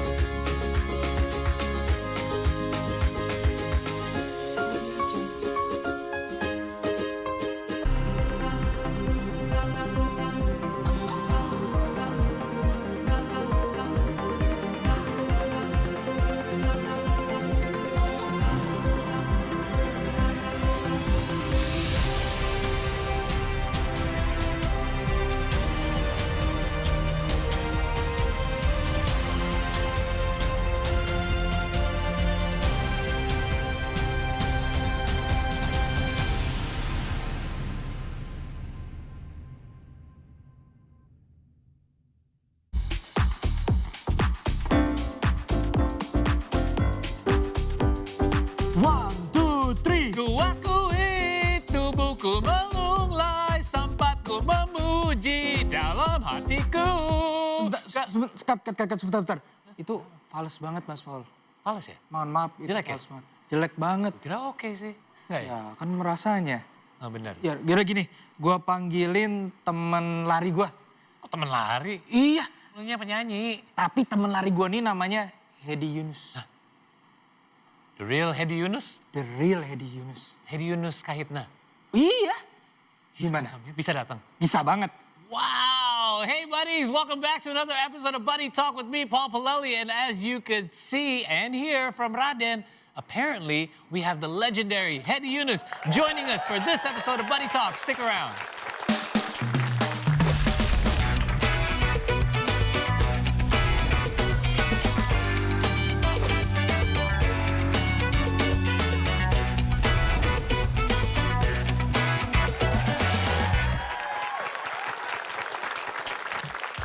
All right, right, buddies, I'm sitting down with the legendary Hedi Yunus, penyanyi lintas generasi dari ABG era 90-an sampai Gen Z sekarang pun pasti bakal sing along kalau mendengar lagu-lagunya Kang Hedi. Nah, sebelum pertanyaan pertama untuk Kang Hedi, coba kita lihat dulu transformasi dia dari masa ke masa. Di sana kita bina bahagia, terbacakah tulisan hatiku. Ingatkah saat mesra, tak kusangka kita sama, tak menyimpan getah cinta. Jangan pikir aku kan mencinta, you hanya kagumi memuji. Wow, gimana tuh Kang Hedi ngeliat itu kayak memory journey down memory lane banget. Langsung dibacain itu 95. Hafal ya. Kemudian yang tadi yang sebatas mimpi itu 2000. Terus balik lagi tadi cita-cita 94. Ya hafal tahun itu kebetulan rilis albumnya hafal. Lebih udah 30 tahun ya kalau kita lihat. Kalau nyanyinya 37 tahun. 37, wow. Jadi pertanyaan yang semua orang pasti pengen tahu adalah, jawabannya adalah gimana sih bisa tahan, bisa awet muda seperti ini? Aduh, kalau gimana ya, kalau dibilang awet muda ya alhamdulillah gitu. Walaupun kan sebetulnya kalau umur pasti orang tuh gini, kalau prinsipnya gue tuh menua itu pasti. Pasti. Tapi merawat itu harus. Itu aja sih kuncinya. Jadi memang makin berumur ya, kalau dulu mungkin di usia 40-an, aku tuh masih yang sangat cuek dengan nggak pernah apa yang namanya perawatan lah, skincare apa, sama sekali aku enggak. Jadi cuman apa namanya, perawatan yang rutin adalah cuman potong rambut, itu pun di barbershop atau apa gitu. Bener. Kalau sekarang ya enggak, ya harus ke skincare itu ya setiap berapa bulan sekali ya harus dibenerin di mukanya, kalau enggak kayak tanah retak. Tapi bener loh Kang, saya juga baru beberapa tahun terakhir ini rajin pakai moisturizer, sunscreen, dulu boro-boro ya kan. Ditambah lagi sekarang ada polusi apa segala macam, hancur kulit kita gitu. Namanya bekerja kita harus kasih servis untuk, bukan klien ya, servis ke penonton, ke audiens ya. Kalau memang kerjanya memang harus di panggung, ya harus tampil yang sebaik mungkin. Bener, setuju. Kalau kerjaan kita cuma di rumah sehari-hari sih boleh lebih santai ya. Nah, itu beda. Gak cuma secara tampilan, dalam hal rezeki Kang Hedi juga awet cuan. Nah, buktinya tiket bronze untuk konser Hedi Yunus 55 live in concert itu sold out dalam waktu 3 jam, bener gak? Ya, alhamdulillah. Aku sih itu kaget juga sih. Iya. Kaget juga kemarin mulai launching tiket untuk penjualan tiket hari itu mulai jam 4 sore. Oke. Aku launching tiket ya, posting di Instagram. Oke, mulai sekarang. Jadi memang nggak ada pre-sale. Langsung tiket, ada tiket bronze, silver, gold, sama platinum. Jam 4 sore posting, terus tiba-tiba abis maghrib, aku lihat di story ada salah satu fans gitu yang, hah, ini bronze-nya udah sold out. Yang bener gue bilang gitu. Abis itu make sure nanya ke promotor, Wan, ini bener gak nih? Takutnya error gitu kan? Takutnya error atau rusak, karena biasanya kalau orang yang mungkin war tiket itu kan biasanya suka ada yang ngehang atau apalah gitu. Sebentar ya, gue cek ke orang tiketing, bener nih bronze abis. Hah? Abis itu yang gue lakukan cuman bisa nangis. Omset konsernya sekarang seperti apa sih, Kang? Konsepnya sekarang sebetulnya ya mungkin kalau seperti yang konser yang lain, banyak akan ada bintang tamu, kemudian gitu. Cuman dari segi penampilan segala macam aku sih lebih pengen simple. Jadi kadang-kadang orang tuh semakin berumur itu pengen lebih banyak menutupi semua dengan keglamoran segala macam. Tapi kalau aku justru enggak, justru pengennya yang simple tapi menghibur. Kemudian ada satu yang saya sangat tertarik. Ini adalah ada kolaborasi sama Brown Sugar juga, benar nggak sih? Yap. Wow, oke. Kenapa milih mereka sebagai kolaborator? Itu teman-teman lama saya juga soalnya. Kan, Brown Sugar itu punya fans tersendiri yang orang tuh sangat gitu kalau ngeliat Brown Mereka Sugar. belum pernah punya album ya? Baru rilis single kan? Baru rilis single. Iya, baru rilis single gitu. Cuman aku sama mereka udah kenal lama. Benar. Terutama Bowo. Bowo itu memang vokal director aku di setiap rekaman. Oh gitu? Bowo itu, jadi aku tuh kalau beberapa tahun terakhir ini setiap kali rilis single atau album, itu pasti vokal directornya Bowo.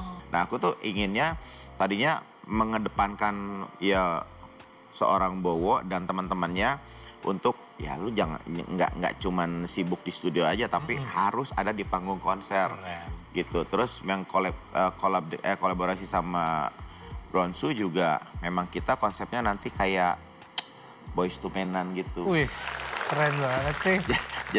jadi di konser ini tuh aku lebih memperlihatkan lagi ini loh, aku nyanyi selama 37 tahun bernyanyi, kemudian di usia yang ke-55 ini kita tuh bukan kita masih ya, aku menunjukkan bahwa umur bertambah tapi bukan berarti kapasitas atau tenaga atau power jadi berkurang. Benar. Jangan menyalahkan usia menjadi lemah, enggak, tapi aku nanti ada nari juga.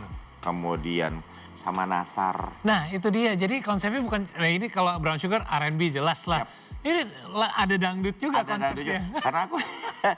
Karena aku memang dari dulu kalau manggung sendiri, namanya kita pengennya menghibur, selain komunikasi aku juga memang nyanyi segala genre musik. Mau nyanyi keroncong, mau nyanyi pop, nyanyi rock, dangdut juga aku sering. Jadi makanya kayaknya mesti ada Nasar nih, seru nih. Nasar bisa tanya langsung WA. Nasar bisa nggak? Biasa, siap, oke. Tetep nih kayaknya nih. Harus siap-siap loh. Takutnya ntar dia manjat rigging lagi. Belum Nah itu di Sarbini nggak ada rigging soalnya. Naik tangga kayaknya dia. Ngomong-ngomong tentang Brown Sugar pasti selalu ingetnya ke Bandung kan? Nah, kalau kita ada tamu di sini pasti saya ingin undang tetangga saya. Dia selalu emang membawa makanan, emang dia suka banget makan. Jadi moga dia udah nyampe nih. Nah ini dia. Shafira, are you here? Yeah. Hello. Saya. Ya ternyata. Adik saya. Teh Shafira. Apa kabar? Aduh, yang mana ini dulu, mau jabat tangan dulu, mau ngasih hadiah dulu, ya kan? Agak bingung. Halo Raden. Aku tuh emang selalu bawa hadiah. Ini spesial buat Kang Hedi, persiapan sebelum konser. Oke. Boleh. Ini hadiah beneran. Mengagetkan atau? Enggak, menyenangkan pokoknya. Menyenangkan. Jadi aku buka. Boleh. Buka tuh. 1, 2, 3. Apa sih ini? Ini apa sih? Silakan. Semur jengkol. Semur jengkol. Ya Allah. Favorit bener. Kok tahu-tahuan? Tahu. Tapi emang suka jengkol? Suka. Wah, sama dong. Sama kan? Saya sih suka banget jengkol. Suka. Saya emang walaupun cuma numpang lahir Bandung tapi sangat suka ternyata sama makanan. Suka aku jengkol yang di semur, yang di kalio, apalah yang dipedesin segala macam, yang di bumbu-bumbu. Suka banget. Tapi masih makan apa sekarang? Masih. Oh. Kalau lagi nggak ada nyanyi masih. Tapi sekarang kan udah sangat jaga nutrisi, udah lari, udah ngurangin makan nasi. Enggak. Aku olahraga itu supaya makan bisa enak. Oh, supaya nggak usah ngurangin makan. Itu aku. Supaya makan bisa enak. Oke, kita sekarang masuk ke segmen berikutnya adalah What's on Your Mind. Nah di sini kita akan nunjukin beberapa gambar dan tanpa mikir panjang-panjang, Kang Hedi langsung aja kasih tahu apa yang masuk ke pikiran. Langsung, apa yang dipikiran tak. Oke, ya. 1, dengan yang pertama 2, ini. 3. Terereng. Tada. Ibu. Mama. Aku manggil dianya Mama. Mama. Ya ini foto lebaran tahun berapa ya? Oh ya aku masih 25 apa 20 ya segituan lah, lagi di rumah di Bandung. Bukan lebaran, ini ada nikahan kakak kalau nggak salah. Mama itu meninggalnya 25 Agustus tahun 2001. 1 hari setelah aku ulang tahun. Aku ulang tahunnya 24 Agustus. Mama meninggalnya 25 Agustus jam 7 malam. Aku lagi di Medan. Jadi aku nggak ketemu.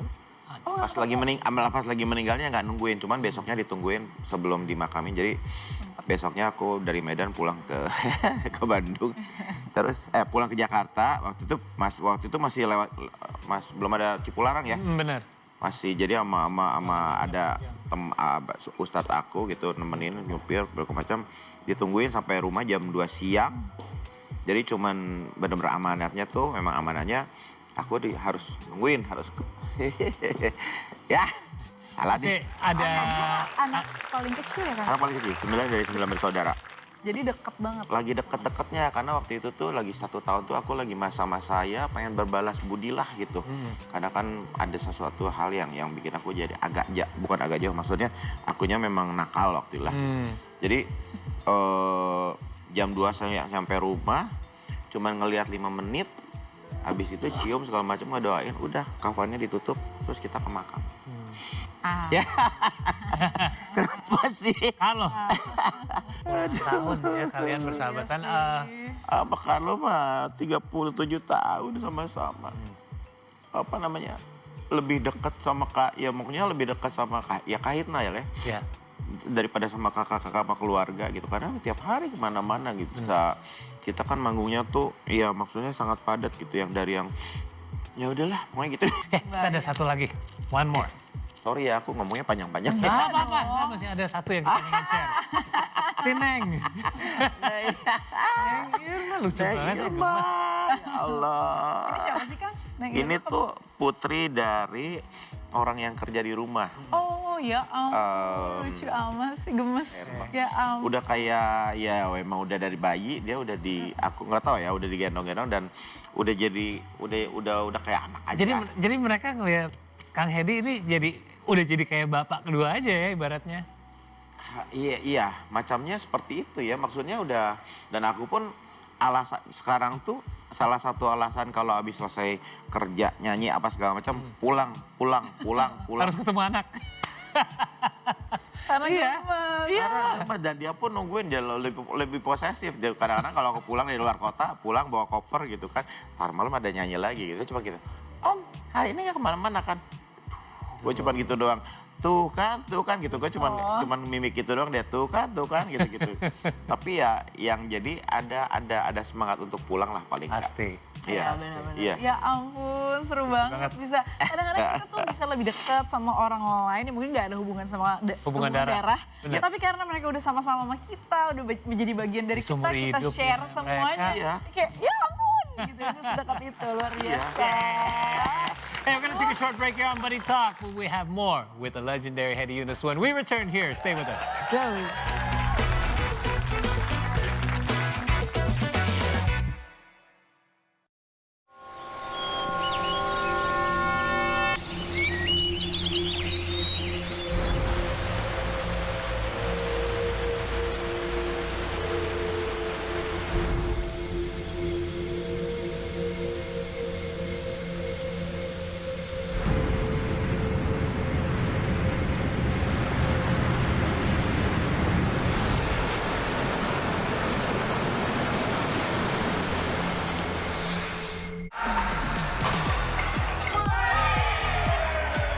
Gue yang penting apa yang gue makan bisa gue buang pada saat gue olahraga gitu.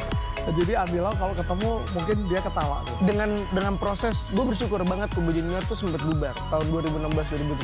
Feelingnya sabu-sabu karena sabu-sabu kita cuma makannya setahun sekali. Kalau kita dengerin Spotify ya, Pak gimana sih caranya aku bisa masuk di sini gitu. Ya nggak boleh menghalangi lah. Kalau ini kan kita memanggil orang tua kita. Dia pakainya dari awal sampai ke ujung pakai keranjang. Nah, kue keranjang itu melambangkan rezeki yang bertumpuk. 2, 4 itu untuk orang yang masih hidup. Kalau untuk 3 itu untuk leluhur. Satu malam bisa 400 kilo, kurang lebih 800 keranjang.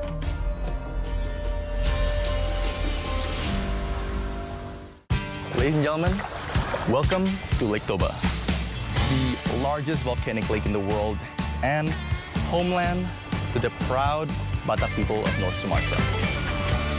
Boras Pati, bahwa orang Batak itu bisa hidup di mana-mana.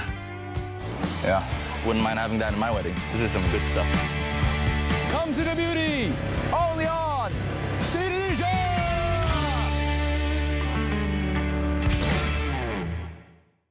Teman bicara Maman adalah ruang tanpa sekat. Teman tuli gini, Winda, kamu S1-nya psikologi ya? Iya.